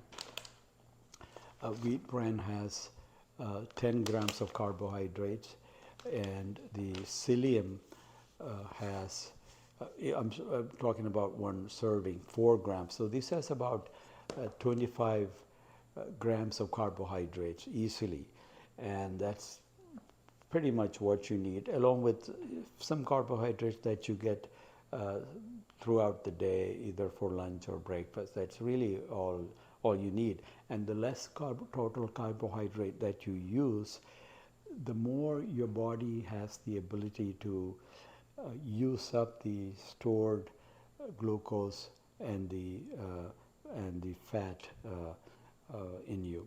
And the Indians, I think that we are pretty much done. Oh, so one more thing, the snacks, when you watch TV, don't take the whole bottle of these peanuts or these cashews and sit and watch TV, because there is no end to it. You won't realize how much you eat until you realize, boy, the whole bottle is gone.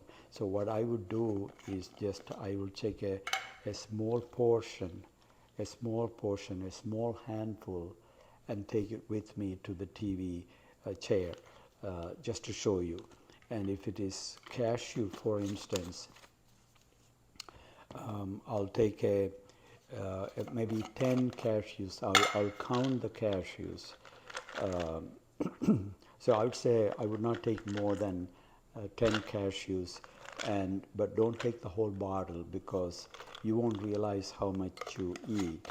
In fact, one of my friends that used to visit me, I would give him 7 cashews. When he hears that I'm recommending 10 cashews or thereabouts, he's going to be mad at me. That's okay.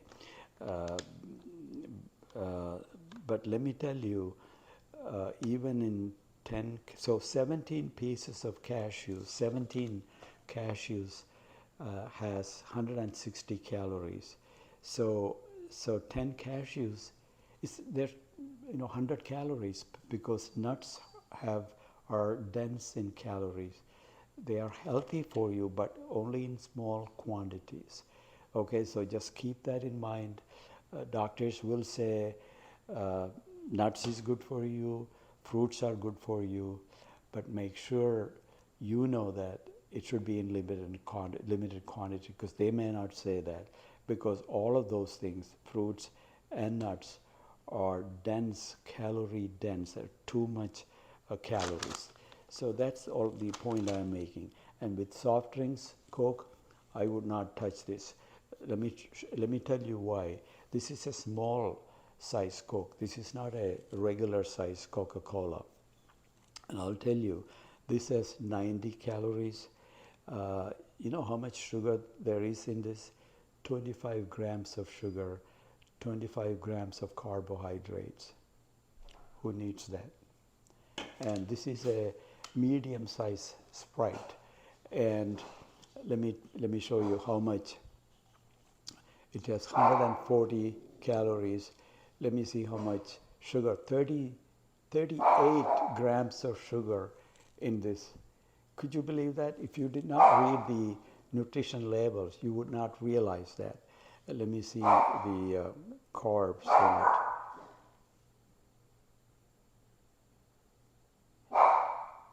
Yeah, 38 grams of carbohydrates, 38 grams of pure sugar in this. Okay. Another food recommendation that I have before I forget is that many of the Chinese preparations, Western preparations, Jimmy, it's okay, everything is fine.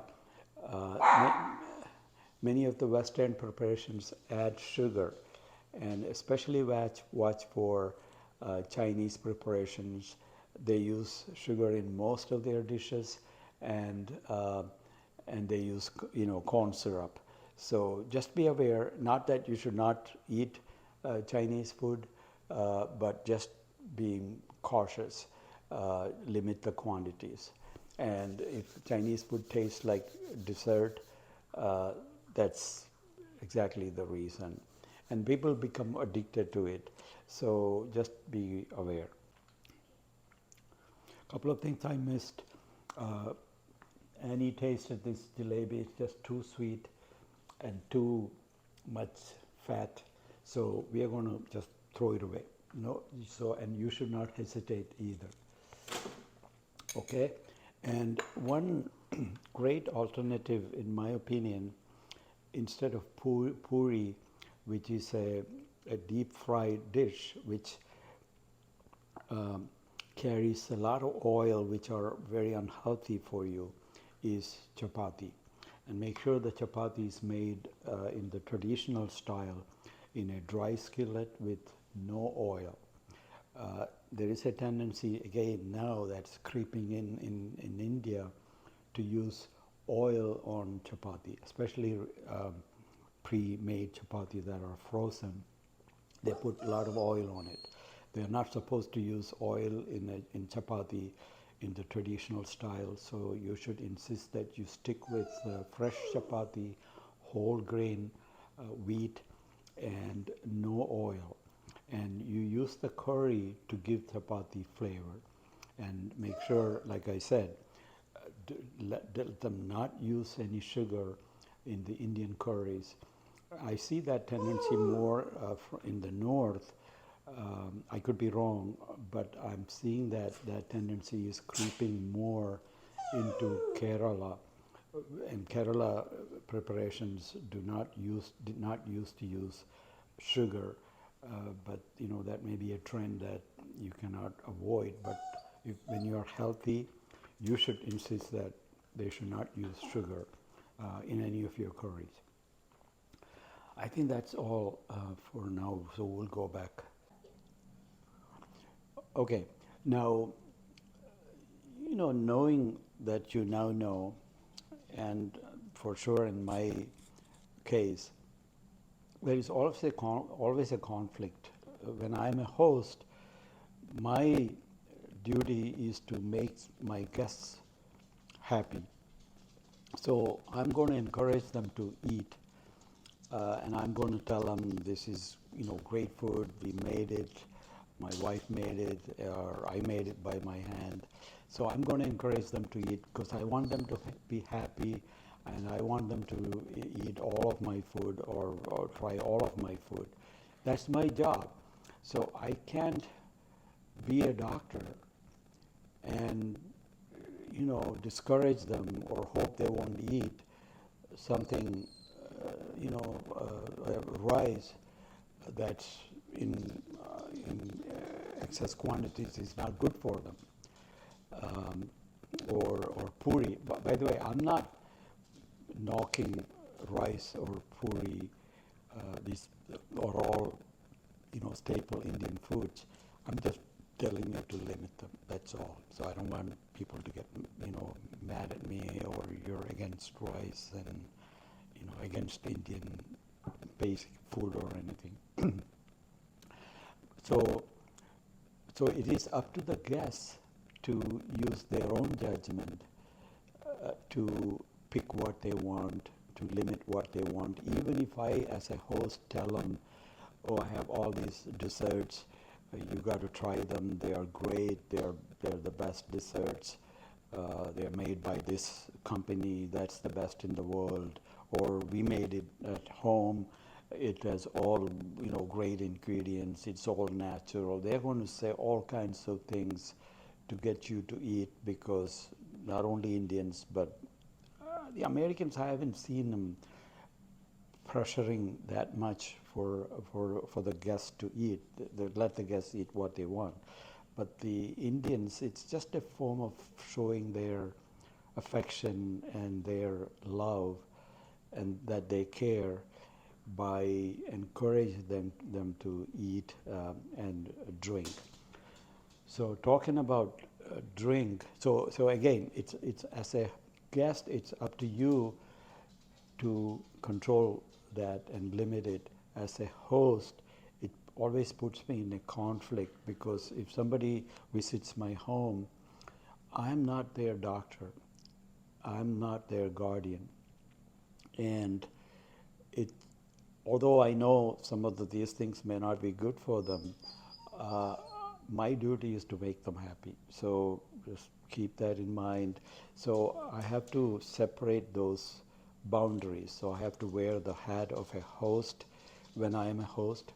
I have to wear the hat of a doctor when we are not eating. So I'm not telling a friend of mine while we are eating and drinking that you should limit it. That's really up to them, right, Annie? Yep. That's right. And so now let us get to alcohol. What's a way to drink healthily? And this is something that you might want to share with your family. So as a host, again, I'm going to encourage drinking by my guests. And I might have a few drinks myself for that social feel. But alcohol is a good social type of beverage, because for most people it causes disinhibition. It makes people more social, more talkative, friendly. But that's not true for everyone. There are some people who behave paradoxically with alcohol. They become more irritable, more negative, more angry. They start picking fights, and they say things that are not proper. So because of the disinhibition. So alcohol depends on the patient's, the person's personality and chemistry, how alcohol responds. But for most people it causes friendliness. For me, for instance, just to give you an example, as a friendly, helpful person intrinsically, it makes me more friendly, more social, and it decreases some of my inherent social anxiety, performance anxiety, which is, they are all genetic tendencies, but it does help. But it's extremely important to always keep in mind that alcohol should not be had on a daily basis. Now, some doctors tell you that maybe they themselves use it, but many of them are not aware of the current state of knowledge. There is no health benefits to alcohol. It is a toxin. Now, which is why when you drink socially, maybe once a week or once every couple of weeks in social contexts, it is okay. 2 or 3 drinks, you get a little tipsy, you get a little social. For men, 2 or 3 drinks, but women are more sensitive to alcohol. So maximum 2 drinks in a social situation. More than that, their response to alcohol is a lot more intensified than a male alcohol response.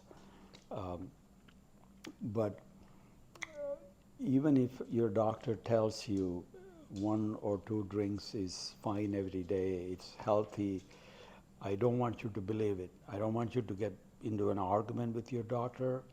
but you have to protect your own health. I'm telling you this to even doctors because I know many of my doctor friends in India.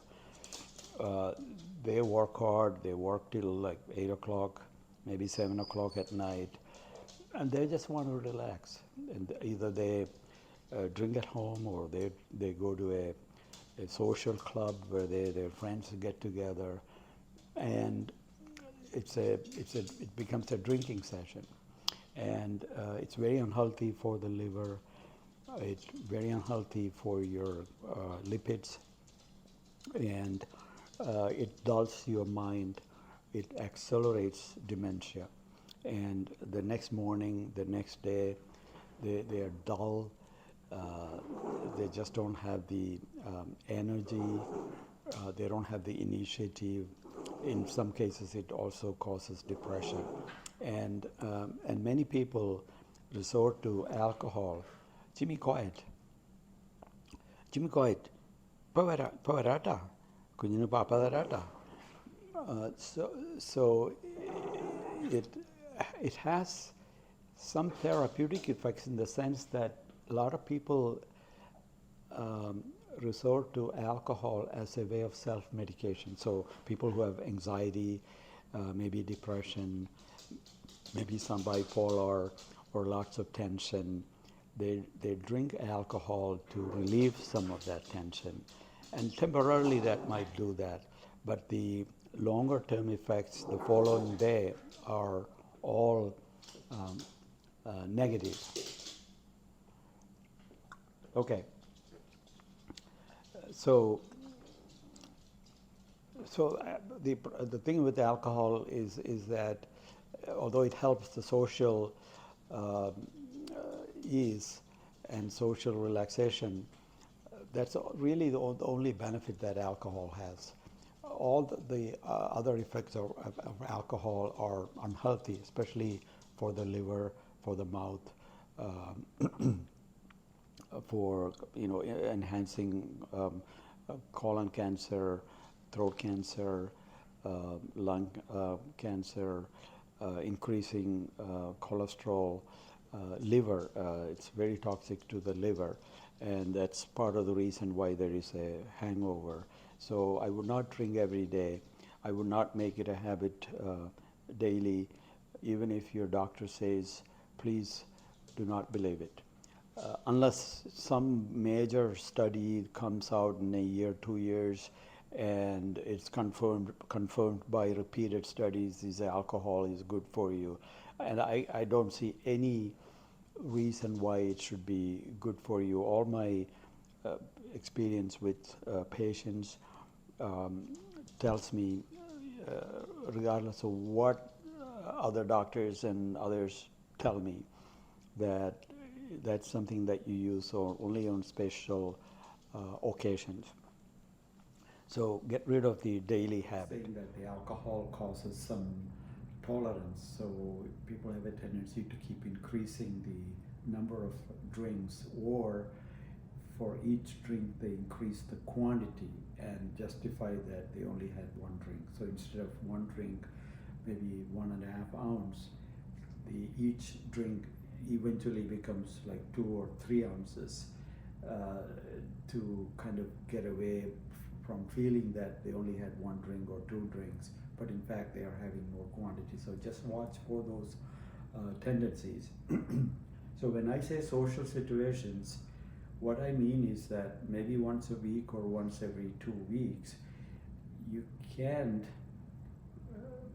go to a friend's home or different friend's home, taking turns, or to a club where there is always a social situation every day, and say that, well, the doctor said you're allowed to drink on social situations, and end up drinking every day. So that's kind of cheating. So just be aware that your mind doesn't play tricks with you. So even if you go to a club, do something else, like maybe a badminton, shuttlecock badminton, or ping pong, or playing cards, or some other, or just sitting around and talking, having just plain soda, just club soda, or something. but not alcohol. So you don't want to get into that habit and ruin your liver, cause fatty liver, fatty pancreas, worsen the type 2 diabetes, and feel so down the next day. That's called a hangover. That's a brain effect. The brain becomes dull. And the more frequently you drink, the more alcohol you end up needing. So, and eventually you can become very addicted, and you go through withdrawal symptoms when you don't drink, and that's at the very serious stages. So we don't really need to go into that. But if you have a craving for alcohol, which some people do, because some people drink alcohol as a self-medication for containing their anxiety, social awkwardness, shyness, and relaxation, and it becomes a habit, and it becomes a craving. And if craving develops, I'm not talking about the serious addiction, but even if you have this extreme desire to drink in the presence of your friends, other than once a week or once every 2 weeks, that's fine. But on a daily basis, to find excuses, or you go past alcohol in your alcohol shelf that is visible, there is a craving that triggers. And there are some medicines, if you cannot control yourself, there are some very nice medicines that will decrease the craving. And some of them, I'm just going to name them. You'll have to talk to your doctor to get some of those medicines, just temporarily, to break the habit so that you can lead a healthy alcohol drinking lifestyle, like I said, about once a week or less. And those are naltrexone, available in India, camprosate, that's available in India, varenicline, which is used actually for smoking cessation, but it is also used for decreasing alcohol cravings, as well as smoking control. Disulfiram, which is antibuse, that's a medicine that causes a reaction, a bad reaction. So it's more of a deterrent, but we don't prescribe it that much anymore, because if people drink alcohol accidentally, or there is some alcohol in a like a cough syrup, it can cause a bad reaction. So we avoid the disulfiram anymore, but it is available in India. For some people, that's what works.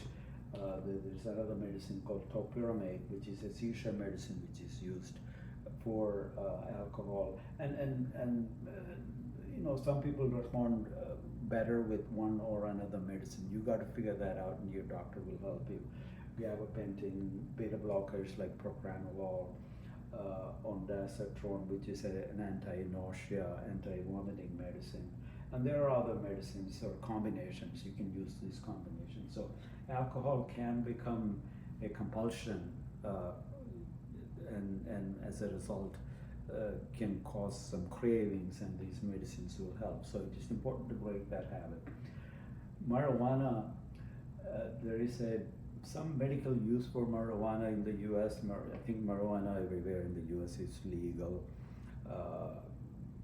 but maybe in very small quantities it might have some anti-anxiety effects, just like tobacco smoking, which has some beneficial effects, and I'll tell you that, but more negative effects. So, but in marijuana, generally speaking, it's better to totally avoid it, because it also causes dullness, and it exacerbates people who are prone to paranoia, which is a very prevalent condition in India, all over the world. Mild paranoia that causes a lot of family problems, misunderstandings, oversensitivity, overreaction, overreading into things. So it causes a lot of problems. You don't want to make it worse. So I would totally avoid marijuana. In my opinion, there is no social use for marijuana. There may be some medical uses for marijuana in very rare cases for migraine headaches, or maybe some kind of seizures, and in extremely low dosages. Maybe some people have anti-anxiety effects, but the negative potential effects far outweigh any benefit from that. So this is a total no, in my opinion. It's better not to get into any of that.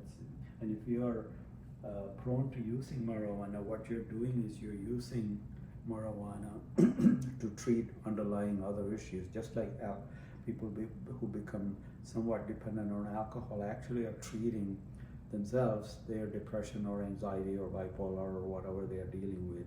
It's better to contain the alcohol first, but concurrently, simultaneously, obtain treatment for the underlying condition, whatever that is, and your doctor, your psychiatrist will be able to figure that out and help you out. So you have to address both. So people who are dependent on alcohol from a social standpoint, they may not need any underlying medicine because they are not drinking for treating themselves of some other illnesses. Whereas those who have underlying issues, that treatment should be addressed. So, or what happens, they will relapse, or they will use other substances to deal with their problems, and that's not an ultimate solution. And drugs, I'm talking about street drugs, absolutely have no role, and that's a destructive lifestyle, and you should totally avoid that. Again, if you have a tendency to rely on drugs, say narcotics, for instance. Narcotics have some anti-anxiety effects, maybe a little bit of antidepressant effects, but they are very short-lasting. Eventually, the extreme dependence, extreme addiction takes over, and that will ruin your life. So do not get into that. Never use that. In pain situations, in therapeutic doses, doctors prescribe narcotics, but that would be very short-limited. There are other medicines that, in my opinion, the doctors should use for long-term pain management. Narcotics are fine for short-term pain management, for acute pain, but that's a very addictive substance. Now, smoking is a major cause of lung cancer. Like I said before, some people smoke for 100 years and they live okay, but that's no justification for most people whose risk for lung cancer is substantially increased with smoking, depending on the number of years and the amount of cigarettes smoked. And the results come only after like 20 years, 25 years, just like type 2 diabetes. The process starts very early.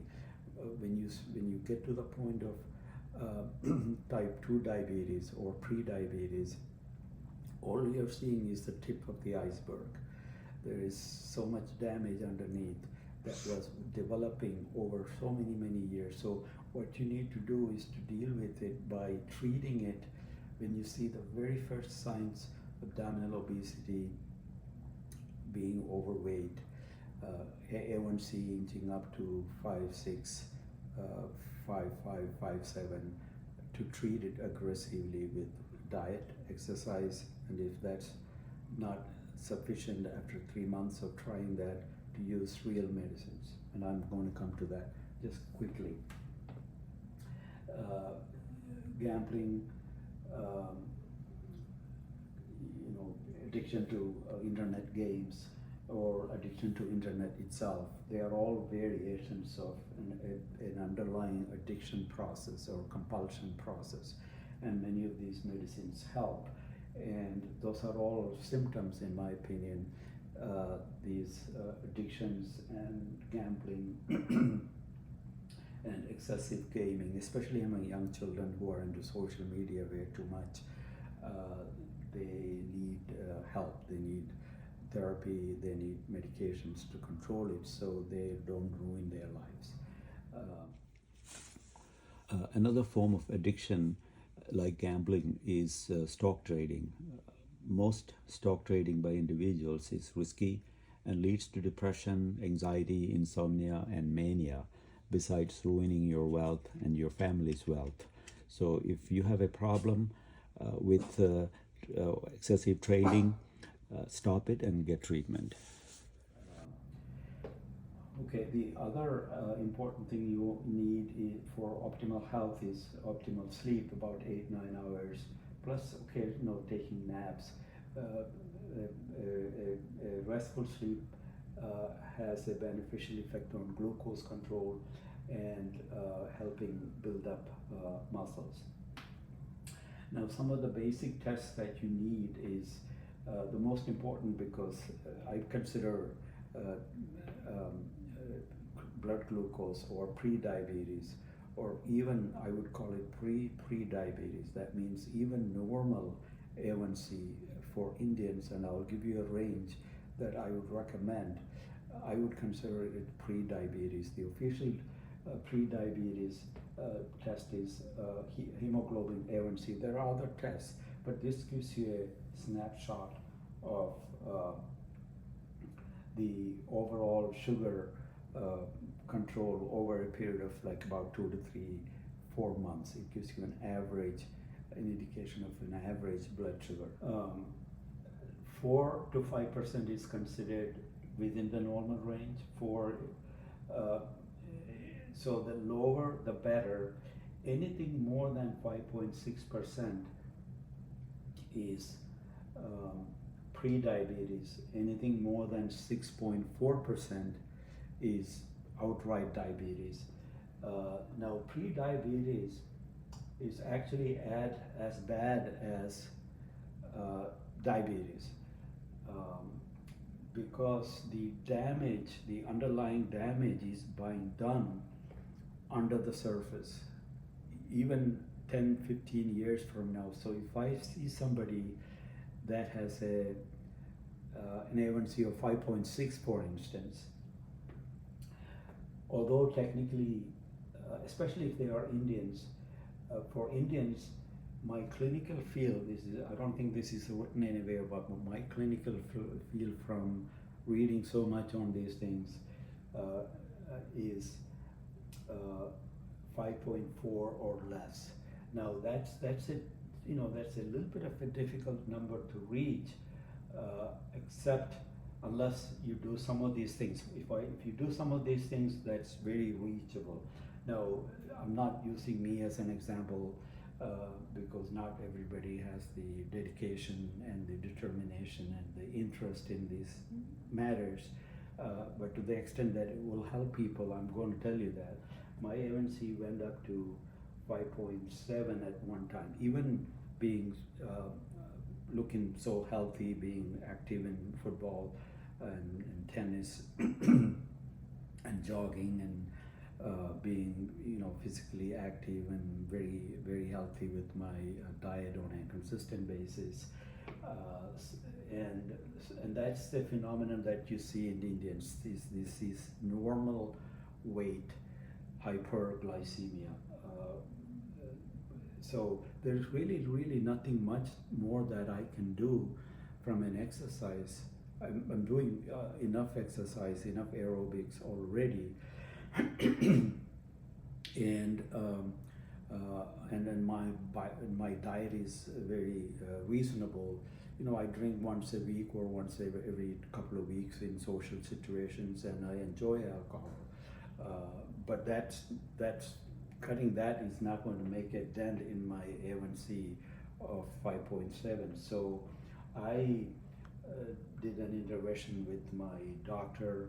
I got on 2-3 medicines. They work together. My A1C is 5.2, and I believe that would increase my longevity. The thing with longevity is that so if you do all those things, exercise, proper diet, that is food habits, picking foods, portion control, and if they don't bring the A1C down to a level of about 5.4 or 5.5, I would take medications. I have no hesitation because I believe in the effect of pharmacology. I learn medicine and I incorporate the knowledge in my life. So it's not like I learn medicine as a business and I do, you know, unhealthy things, but help other people to do the right things. I am myself an example, and I believe that when I say from that standpoint, things will be convincing, and what I say, I'm saying with confidence, and I'm very confident that you will feel that confidence that this is coming from somebody who has not only learned these things from an academic standpoint and has practiced it from a clinical standpoint, but also lives a life that incorporates the physiology, pharmacology, and the biochemistry that are learned in medicine that are applicable to our own bodies functioning.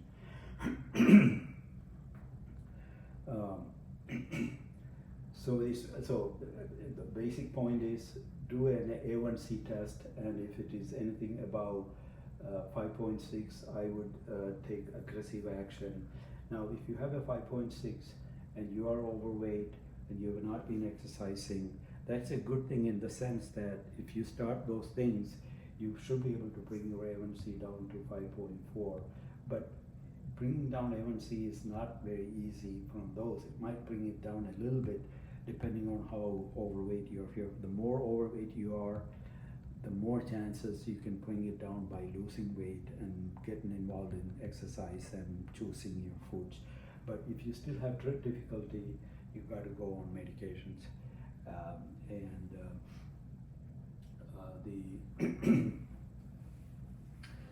And the other tests are, one is a ApoB, apolipoprotein B test. This is a normal range 50 to 150. For Indians, my clinical feeling is that it should be less than 50. Ideal would be less than 30. There are medicines that can control that. LDL, the normal is less than 100 milligram per deciliter. For Indians, my recommendation is should be less than 70.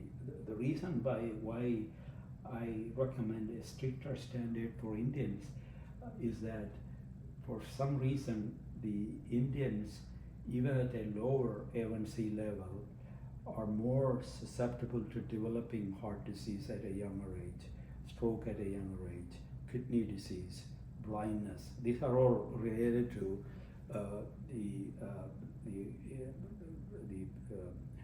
high blood sugar, which is shown by the A1C test. So the basic point is do an A1C test, and if it is anything above 5.6, I would take aggressive action. Now, if you have a 5.6 and you are overweight and you have not been exercising, that's a good thing in the sense that if you start those things, you should be able to bring your A1C down to 5.4. But bringing down A1C is not very easy from those. It might bring it down a little bit depending on how overweight you are. The more overweight you are, the more chances you can bring it down by losing weight and getting involved in exercise and choosing your foods. But if you still have difficulty, you've got to go on medications.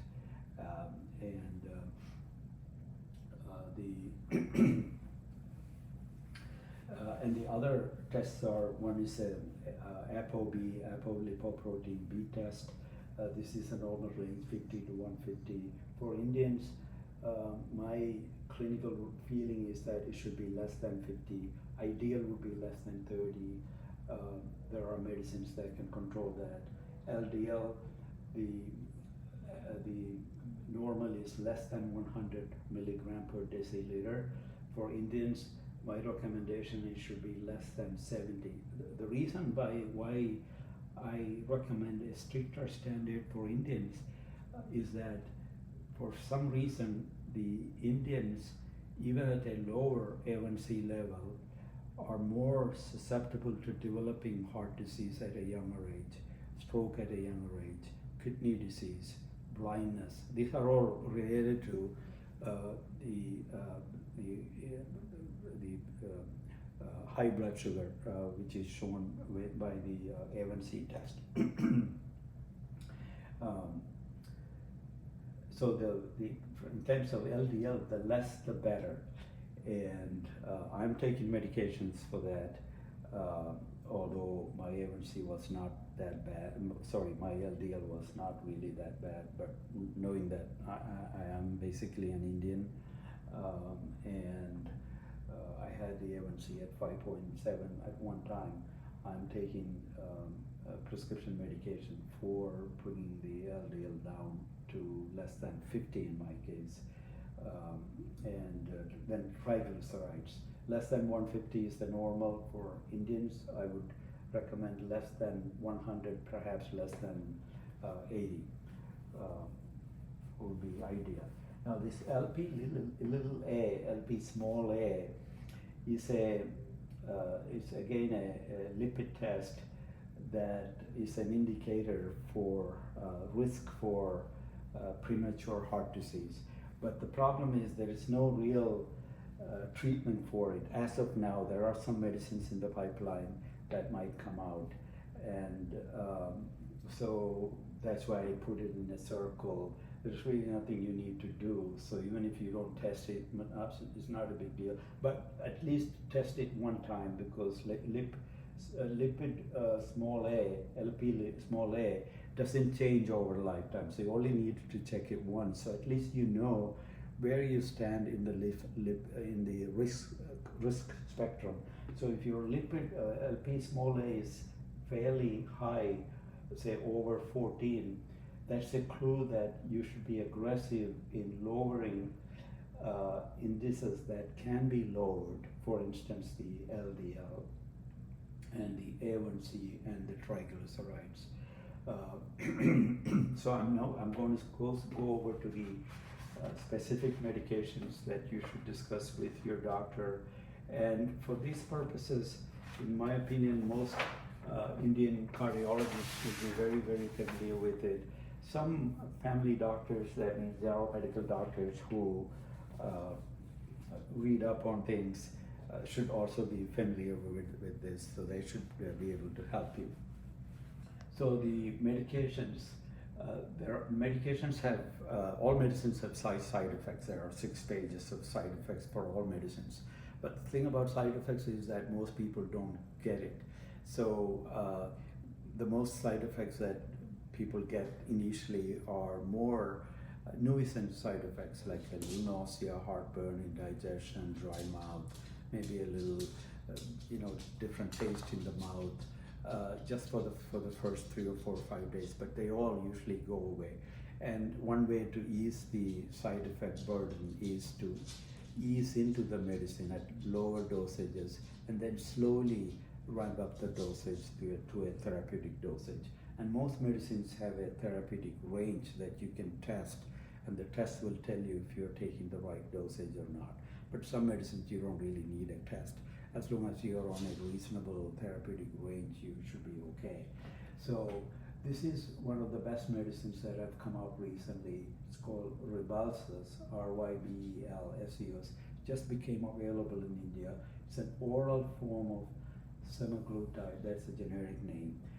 It used to be an injectable medicine. It is still an injectable medicine, but it decreases the appetite. It has pleiotropic benefit. Simply means side effects that are beneficial side effects. So remember, all medicines have a main effect.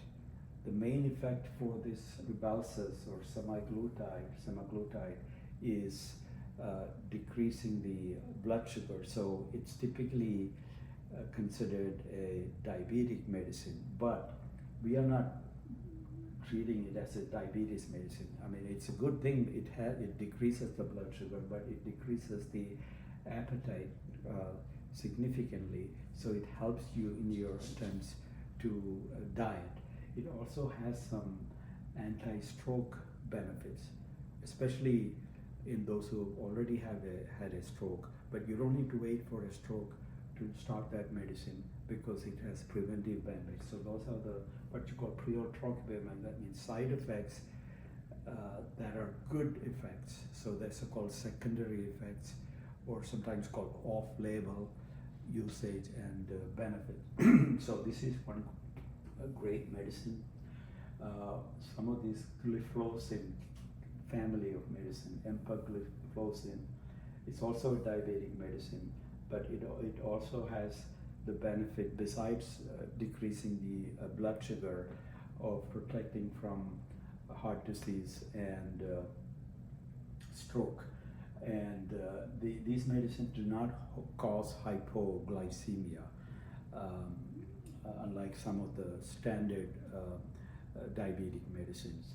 So I am addressing this from a preventive standpoint. I am not recommending treating if you already have a diabetes. I'm not into treating that. I don't have the qualifications to treat that, but I feel confident that I have the knowledge to guide you to prevent something, the major complications of type 2 diabetes from occurring if you follow my guidance 10, 15, 20 years before you could have a heart attack or a stroke or a kidney failure, blindness, or complications, neuropathy, retinopathy, that type of thing from this. So my interest is prevention, and that was part of my degree, my master's in public health that I already discussed.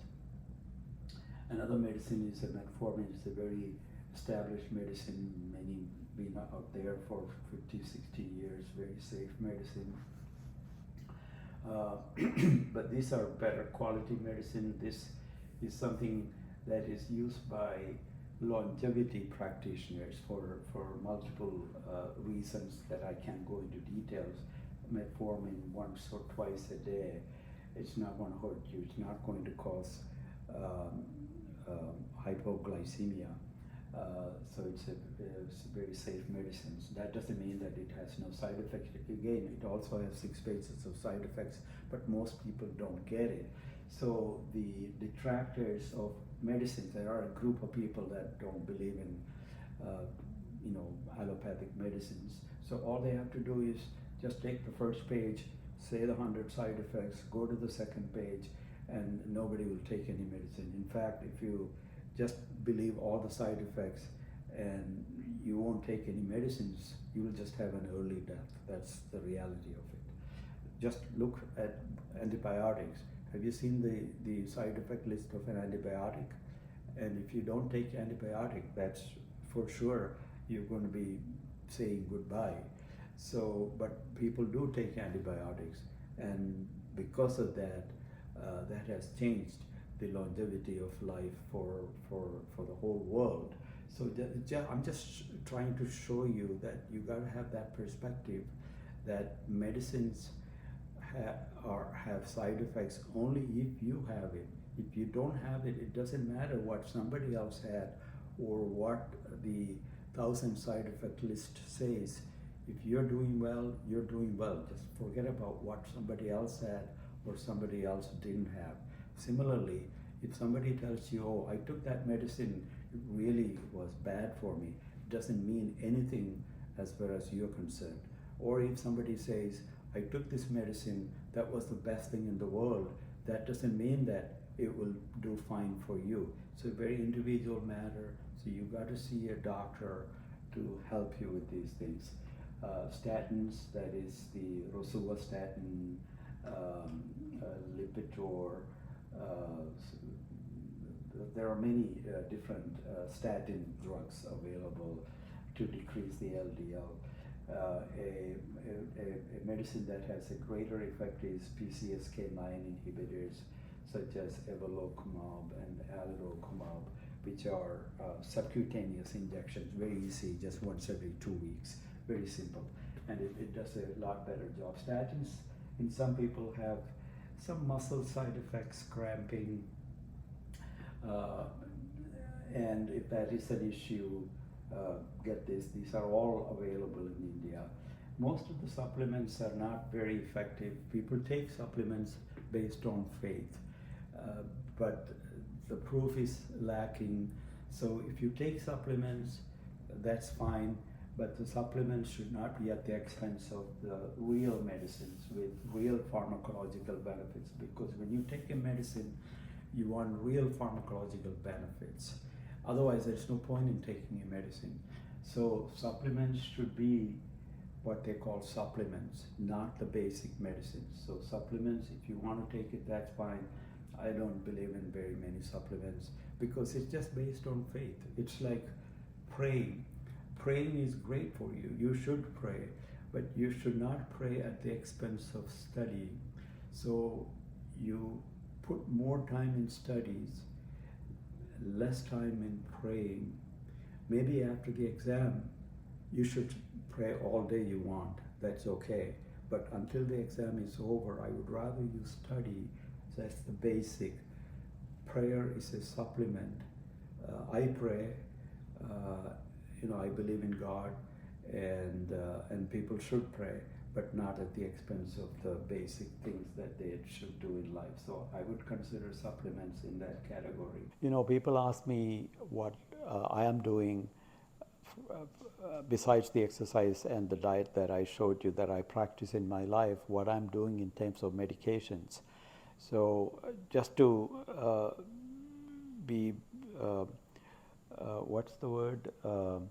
transparent, I am taking Rybelsus 3 milligram, which is a low dose because I'm taking that for prevention.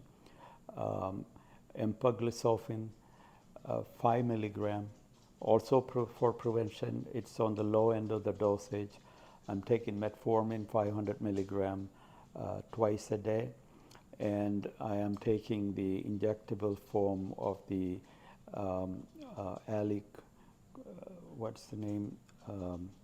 Evolocumab every 2 weeks to keep my LDL below 50. I am treating my blood pressure with a combination of 2 medicines to keep it below 130 over 85, which is close to the ideal range, period. Now, weight should be in range for one's height. So there is a height weight chart that you can easily look up. I'm not going to go into the details, there's no need for it. An average Indian male has a height of 5 feet 8 inches, about 1.7 meters, and the recommended weight range for that height is anywhere from 140 pounds to 133 pounds, and in kilograms it would be for an Indian male, average Indian male, 64 kilograms, upper limit 74 kilograms. Now for an Indian male, my recommendation is a little on the lower edge, 68 kilograms. The reason being that you want to be more protective because of your higher propensity for the A1C, even at a lower level, to begin to do damage that you don't see. So the A1C of, say, for instance, 6 or 5.8, that's like a tip of the iceberg. There is a huge problem underneath what you see. You see just the tip of the iceberg, but what lies underneath can damage you seriously. And you never know when a heart attack is going to come and to what seriousness the heart attack will be. Maybe all you need is end up having a stent and you'll be okay. But what if it leads to a cardiac arrest? You're done, and very prematurely, because that's, in my opinion, a very preventable event. And for an average Indian female, height is 5 foot 3 inches, or about 1.6 meters, and the weight range recommended is anywhere from 107 to 140 pounds, and in kilograms, weight range is anywhere from 49 kilograms to 64 kilograms, and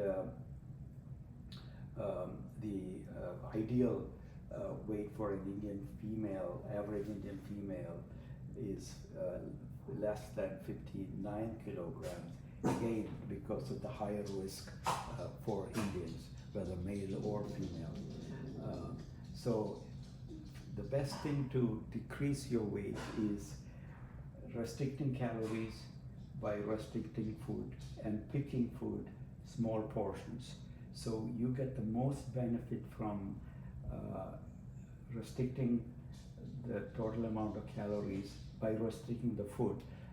The way to restrict calories is restrict food, pick the food that have that are less calorie dense, like avoiding sweets or minimizing sweets, minimizing fruits, relying more on pure protein, lean protein, and vegetables, and avoiding fried foods, or not avoiding, limiting. When I say avoid, what I mean is limit, because you can eat all the food you want, depends on the quantity.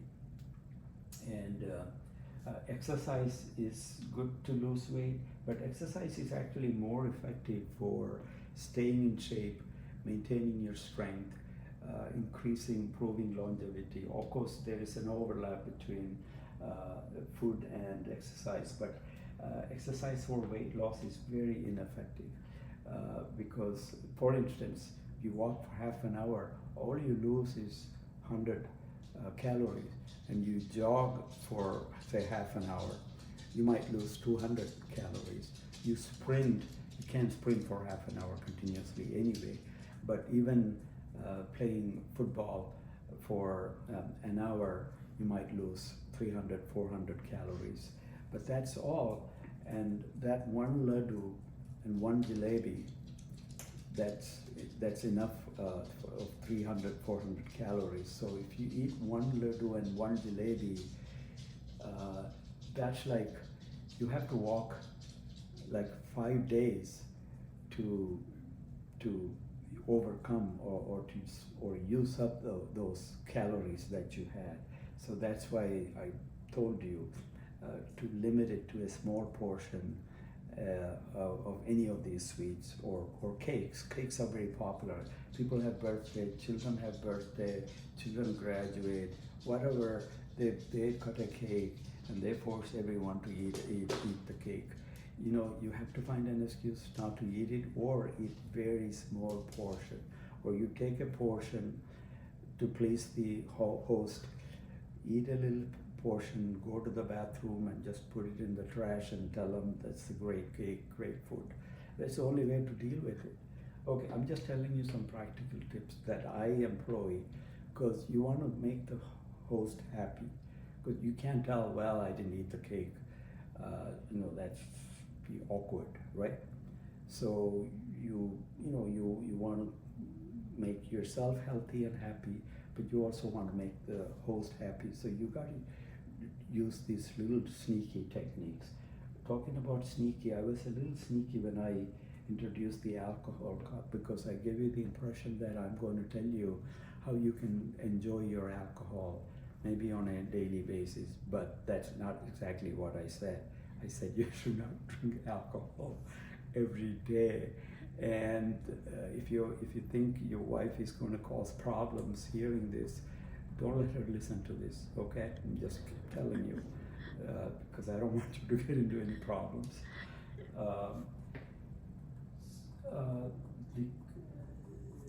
So I covered that.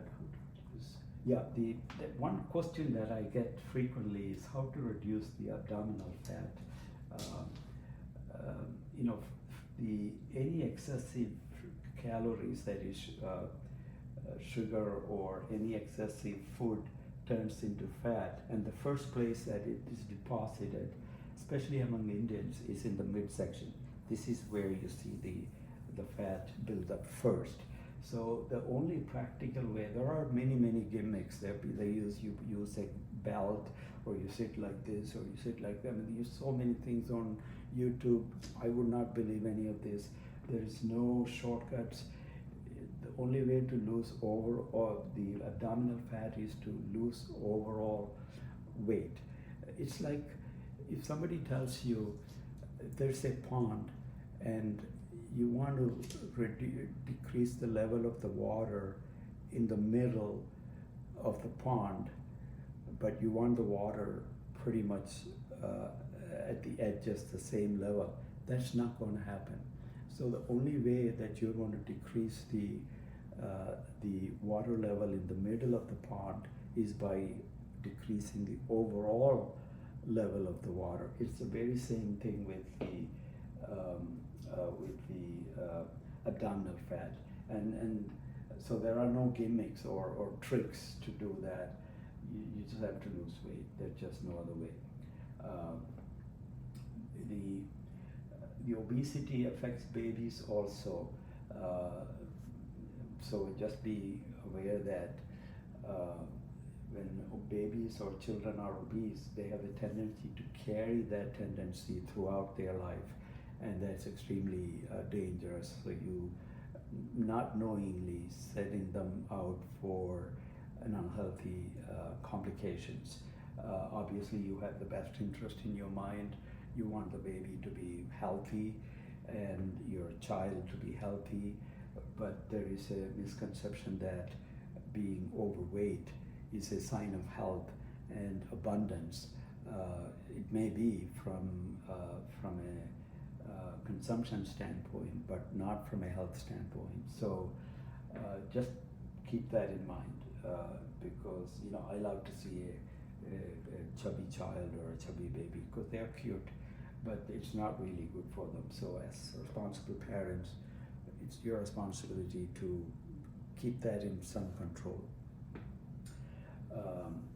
And blood pressure, the ideal is to bring it as close to systolic, that's the upper number 120, diastolic lower number 80. And you may need medications for that. It's very difficult to contain blood pressure. Weight loss will help a little bit, exercise will help a little bit, but not significantly. So those who have what we call essential hypertension, that means they're just in their nature, in their constitution, they need medication. They may need a combination of medicines, and your cardiologist will be able to figure that out. So you should see the doctor regularly for checkups. Ask intensive prevention, because most doctors, I'm not saying American doctors, Indian doctors, all doctors, they are into treating diseases once the disease becomes evident. They are not into prevention, and in many cases the patients will find fault with the doctor if the patient goes in with a A1C of 5.6, and if a doctor like me tells them that's still bad, I would like you to bring it down to 5.2. So do these couple of things, exercise and diet for a couple of months, and if it doesn't change, I would recommend a medicine. They're going to say this doctor is pushing medicine, and which doctor wants to be in that situation? So no doctor, or very rarely would a doctor recommend treating somebody,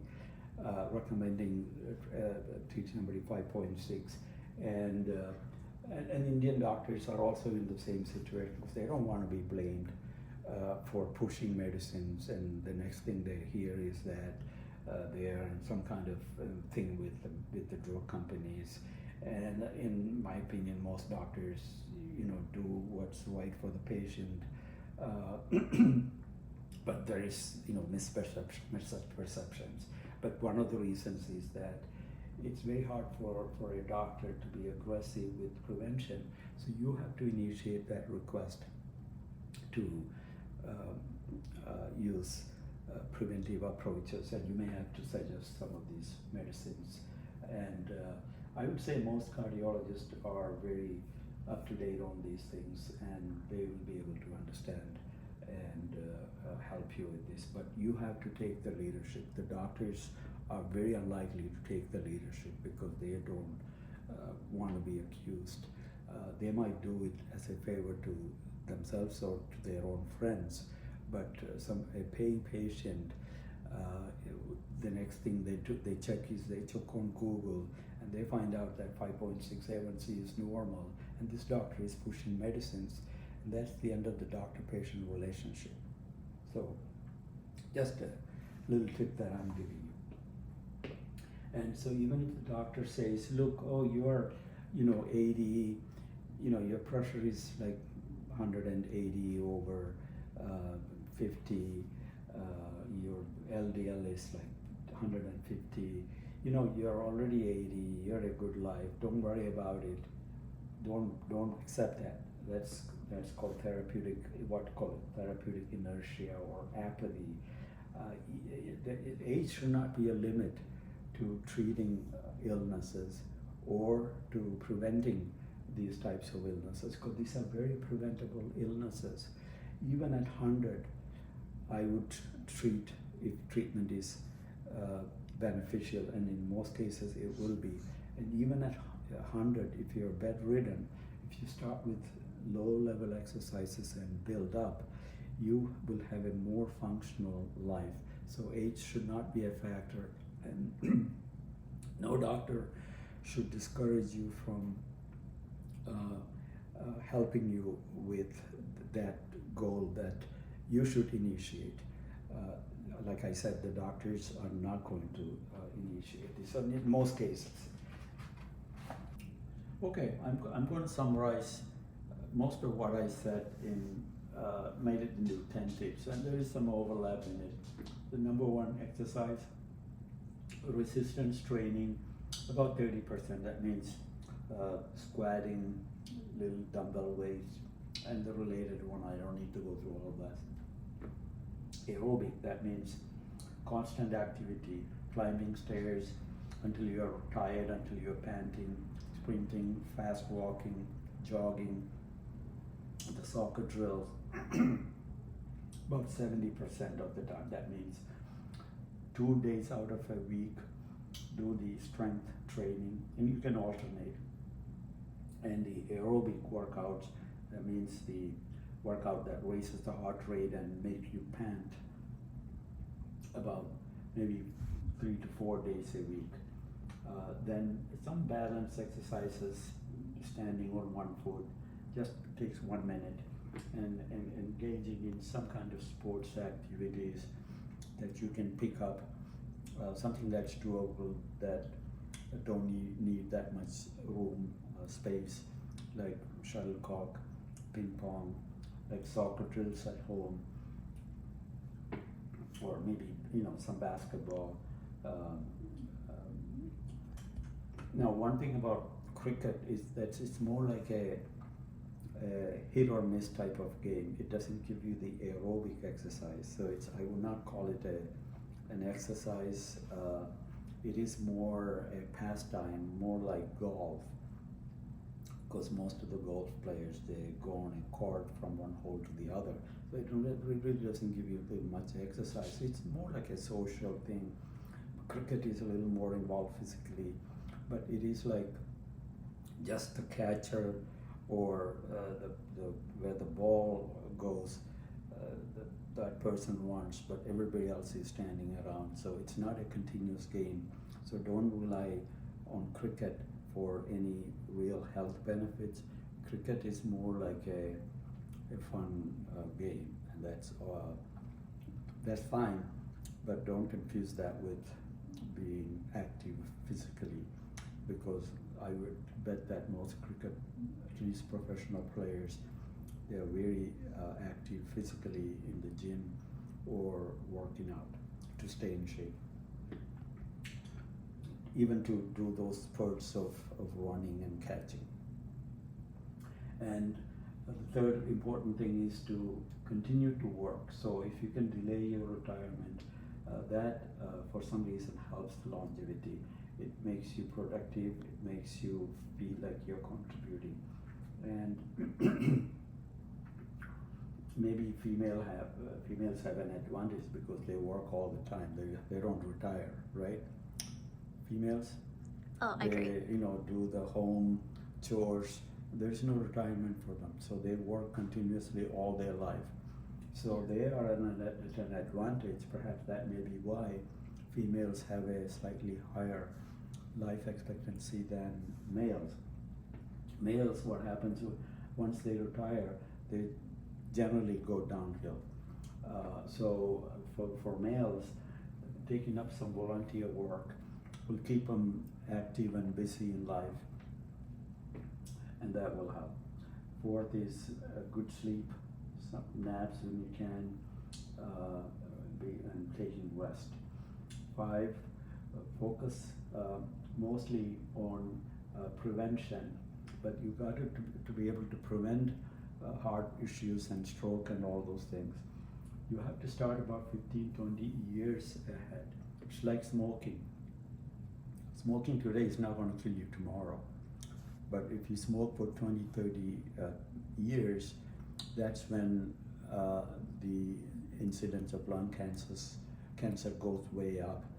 So it's the same thing with prevention. The diet and exercise and focus on that prevention should start way ahead, and that includes all of the components that I discussed with exercise, diet, and medications if needed. And in many cases, those two medicines that I described, the semaglutide and the empagliflozin, they both have preventive benefits, so you don't have to have diabetes to take those medicines. 6, intensive treatment of diseases. So once you have a disease, once you have a stroke or heart disease or kidney failure, retinopathy, neuropathy, all those things, that's the time for being careful is gone. You have to have intensive treatment with real medicines. So don't bring in supplements at that stage. At that time, it's way past. So you go with proven medicines. You can use Ayurvedic medicines, herbal medicines, in my opinion, on top of the real medicines that are proven to be effective. So that's what I recommend, because I used to use Ayurvedic medicine. My mom had given me a lot of these herbal jams and herbal tonics and all kinds of natural things. But my perspective, after having studied most of those things in great detail, I should say, especially allopathic medicine, you need the allopathic treatment for definitive treatment, and you use the herbal medicines, Ayurvedic medicines, alternative medicines, natural medicines, homeopathic medicines on top of that. So that's like supplements. Use them as like supplements. Avoid smoking. So totally avoid smoking. There is no social smoking. So it's not like social drinking is, I said once a week or once every 2 weeks. So there is no social smoking. There's no smoking once a week. Smoking is bad. It's not bad, all bad in the sense that nicotine has some anti-anxiety effects. That's why people, when they are tense, they take a smoke and it kind of calms them down for another 15, 30 minutes, and then they need another cigarette. So overwhelming effect of smoking is bad, so I would totally eliminate smoking, no drugs at all.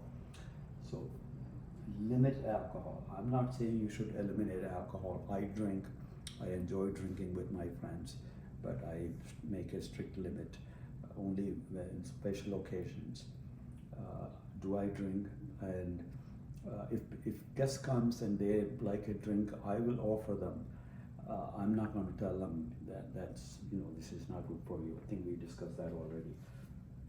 Number 8, cultivate good friendships and find a friend that will motivate you, and then you motivate each other, so that you can sustain some of these exercise habits, because it's not easy to get into the exercise routine if you are not used to it, especially sedentary people like lots of artists people that are busy with their jobs.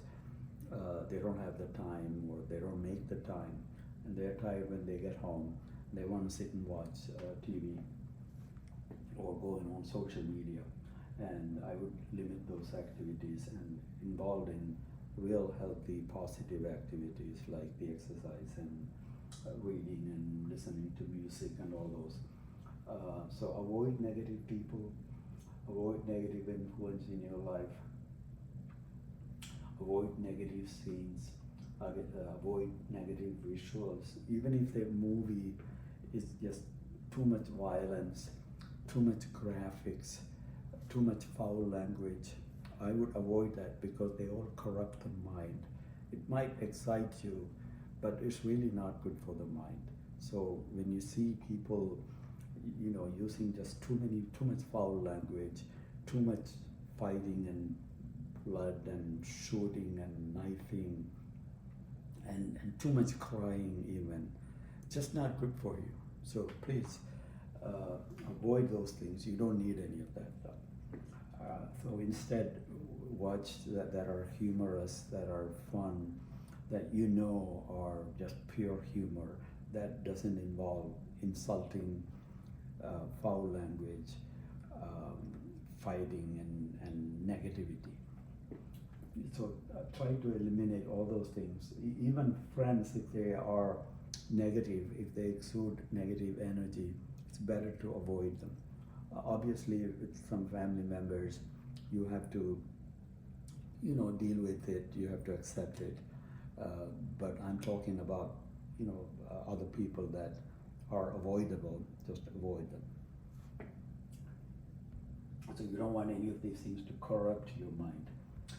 Cultivate hobbies and interests. It's never too late to pick up interest in life, hobbies in life. Maybe kicking that soccer ball like I showed you. So it's a nice interest. It also gives you the exercise. Or pick some other activities, like get involved in some music, some reading, doing some kind of sports. Not watching sports. I don't want you to watch too much sports. Just watch the highlights. Because you're spending like 2-3 hours watching a game. You're not getting really that much benefit. The players are getting the benefit. They get paid for it and they get the exercise. And you just sit and watch and drink and finish the snacks and end up losing your health in the process. So I would rather you watch the highlights and get a friend, take the football, go to a field, kick it back and forth. That's really all you need to do. And TV and social media, I would limit it severely. And when I was growing up, there was no TV, and even when I was doing my schooling in the US, there's TV everywhere. I never got into that. Focused on my studies, just to give you an idea. So there are exceptions. I think I mentioned to you. Somebody tells you from YouTube, or some friend told you, "Oh, my friend was an alcoholic. He was severely obese, and he smoked all his life, and he lived 100 years. So what's the point in avoiding all of those things?" Or some other justifications. We have one life to live, so we might as well just enjoy it. And or how many years do we have to live? I might as well just get drunk. That's just pure justifications, and they're such shallow justifications. And people who say that, they also know that, but don't fall for any of that stuff. So even some people say, well, the doctor said, I can smoke now and then, or drink 1 or 2 drinks every day is fine. It is not. It is toxic for the most part. That's why you see the hangover. It causes a dullness of the brain because alcohol is toxic to your neurochemicals. It increases the chance of dementia, memory problems. Addressing this to not just lay people, but also some doctors who are not following the right protocols that they should follow based on what they learn in medicine, but they don't. They don't apply what they learn in their language. I'm not saying all doctors, but some doctors just don't. So a simple daily routine, just to give you a recap of everything, just have a glass of water in the morning. That'll give you the hydration. And every 4 to 5 hours, make sure you keep hydrated. A coffee and tea can take the place of a glass of water. But the best thing is just water, coffee or tea, or coconut water if you like some flavor. But don't drink Coca-Cola, Sprite, or any of these sugary artificial drink, or juices, fruit juices. They're full of sugar. Instead of a fruit juice, just have a fruit or half of a fruit. At least will give you some micronutrients and some fiber despite the sugar, but that's a lot better than drinking a pure fruit juice, because they have really hardly any nutrients in it. All it has is sugar.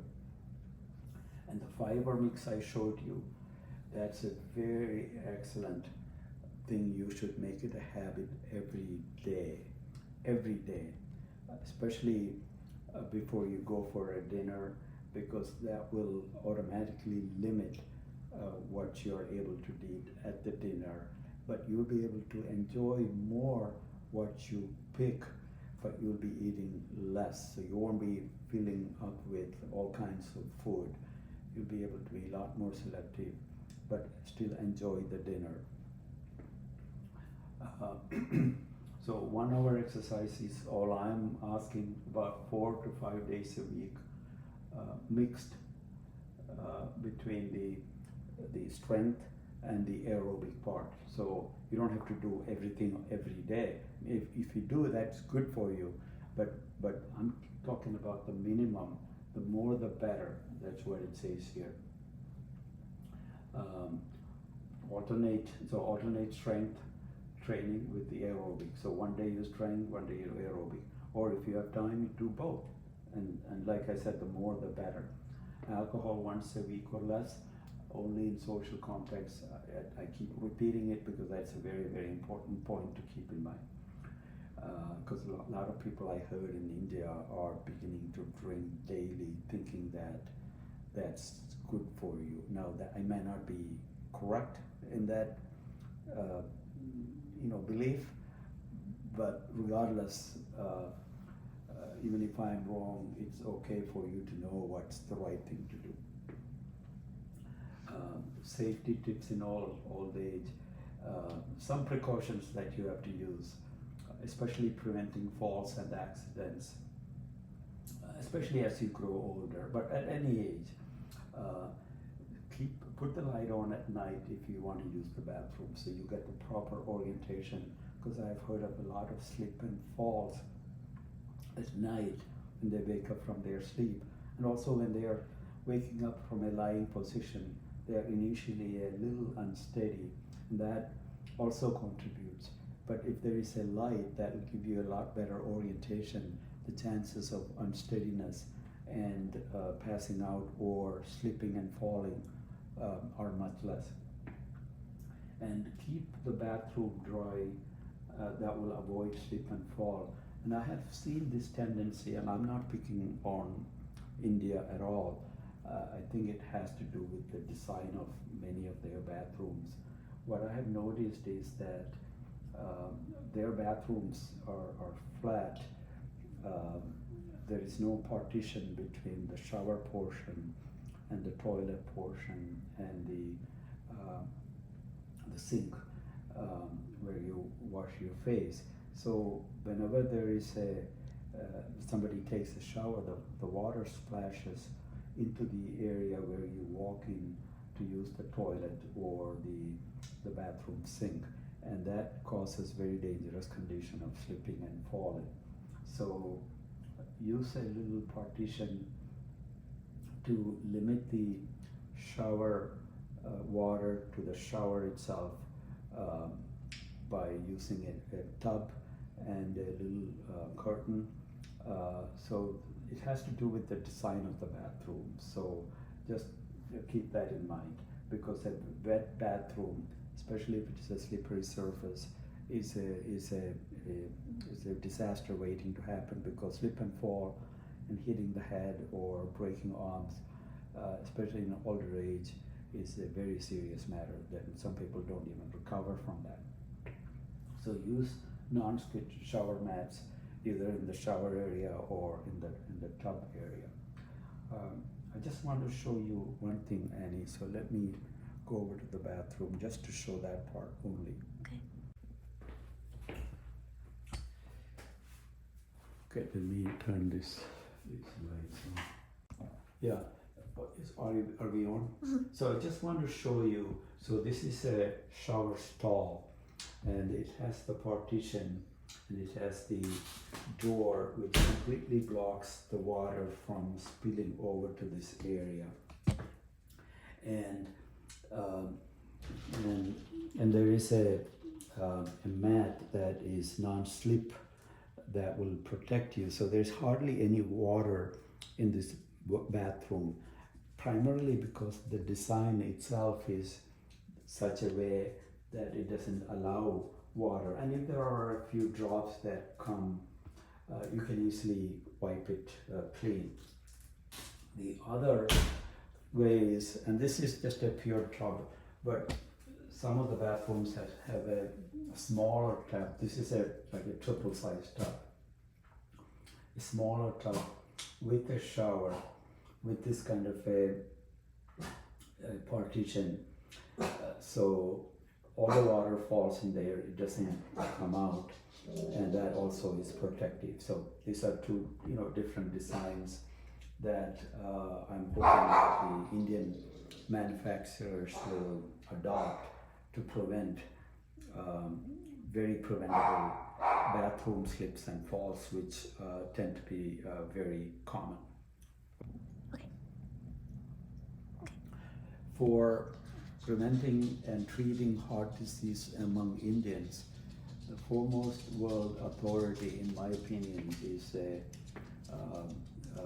Malayali, that's guy from India, Dr. Enas. Last name is also Enas. He's practicing in Chicago. He has done the most focused research on heart disease among Indians. So if cardiologists or MDs in India would like to learn more about not only prevention but also treatment of heart disease among Indians, especially, look him up on Google, and there will be lots of research. But he's a very serious authority. He's the only person that you need to learn from for heart disease in Indians, especially in treating, but I'm sure it's also prevention. Then for type 2 diabetes, Dr. Ralph DiFronzo, I don't think he has any YouTube videos, but he's an authority on not only type 2 diabetes, but pre-diabetes. But from what I've read about his writings, he's a very strong advocate of treating even early pre-diagnosed diabetes as if it is diabetes, because he has explained his rationale very convincingly to me. And he's a professor of medicine at University of Texas. The third person for overall health maintenance, prevention, exercise, longevity. Of course, he goes into a lot more details and a lot more protocols. Is Dr. Peter Attia. You can Google him, and he has a lot of YouTube videos, but he gets into too much, lot of detail. I wouldn't say too much, For those who are interested, it is just right. But he gets into the details, and sometimes you get bogged into the details. I have given you the very gist of it. If you simply follow that, your life will be about 50% better in terms of those prevention potential. Another doctor is Dr. Mir Barzilai, professor of medicine in New York. He's more into the longevity research, and I think he's a reliable doctor and researcher. Now, one problem with longevity is that you don't know for sure that these things that you do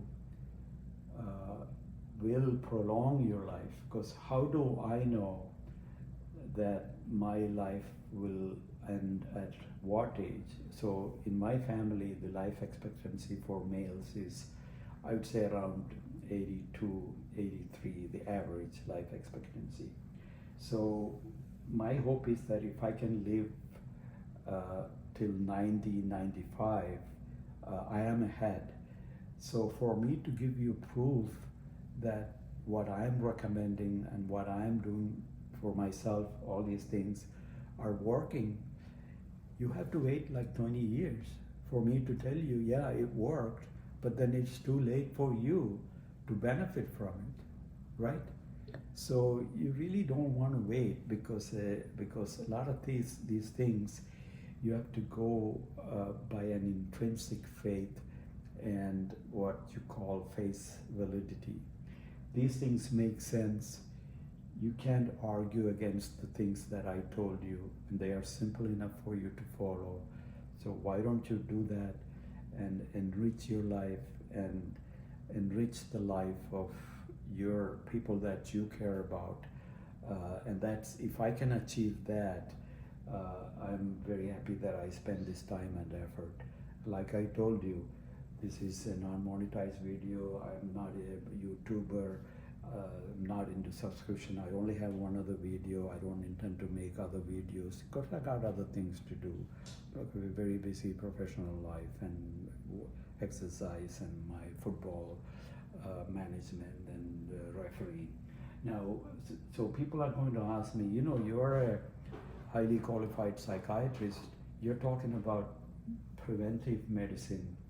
That has not that much to do with psychiatry. So just to satisfy those, I'm just going to give you one tip. If any psychiatrist, now this applies to young psychiatrists that are in training, or psychologists, but more so for, good psychologists can benefit from this book, because this doesn't go into medicine. When he wrote this book, medicines were not psychiatric medicines were not available. So you can see the full evolution of a schizophrenia or a paranoia or manic depression from its beginning to its end, and you can see a full description of that disease process by Dr. Emil Kraepelin. He's a German psychiatrist. I would consider him the father of modern psychiatry, because he foresaw that most of the mental processes, which they didn't know at the time, has to do with the brain, and he turned out to be precisely correct. But he wrote a book in German that's now translated more than 100 years ago, Dementia Precox, which is another name for schizophrenia, manic depression, or bipolar, and paranoia. That just one book is a must-read for all psychiatrists, even experienced psychiatrists. If you reread it, if you have read it in your post-graduation, that's fine. But when you reread it after many years of experience, I bet you're going to learn more from it. But I still read his book again and again, and I still learn from it even after more than 30 years of practicing psychiatry. There is one more professional that I forgot to mention that talks a lot about the type 2 diabetes, exercise, and diet, including healthy fasting techniques, and that is Dr. Jason Fung. last name F as in Frank, U N G. He's a medical doctor out of Toronto. He has lots of YouTube videos which are very informative.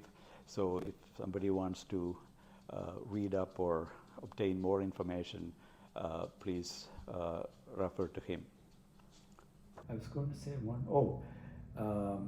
I'm going to show you a clip of my baby, Jimmy, little fun video.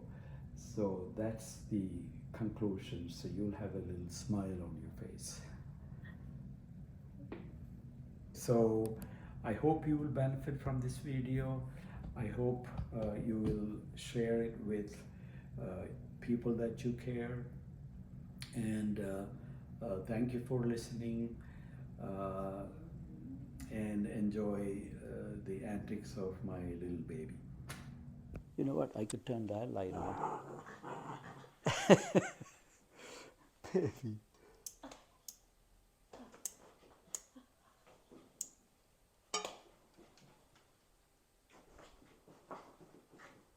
Okay, so I can sit here, right?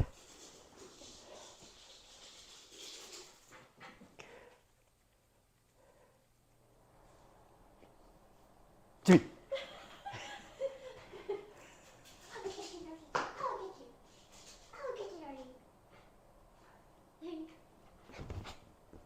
Baby.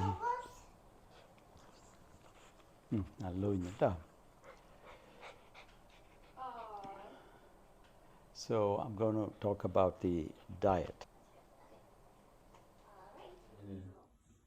Ni papa വേണോ നീ പാപ്പ വേണോ പാപ്പ ഇല്ല ഇനി ഇത് ഇത്രയേ ഉള്ളൂ പാപ്പ തീർന്നു പാപ്പ ഇല്ല ഇനി എന്തിനാണ് പാപ്പ ചോദിക്കണത് പാപ്പ തീർന്നോ ഇല്ലേ പാപ്പ തീർന്നു അറിയാൻ പാടില്ല കുഞ്ഞിനെ അറിയാൻ പാടില്ലെന്ന് പാപ്പ തീർന്ന കാര്യം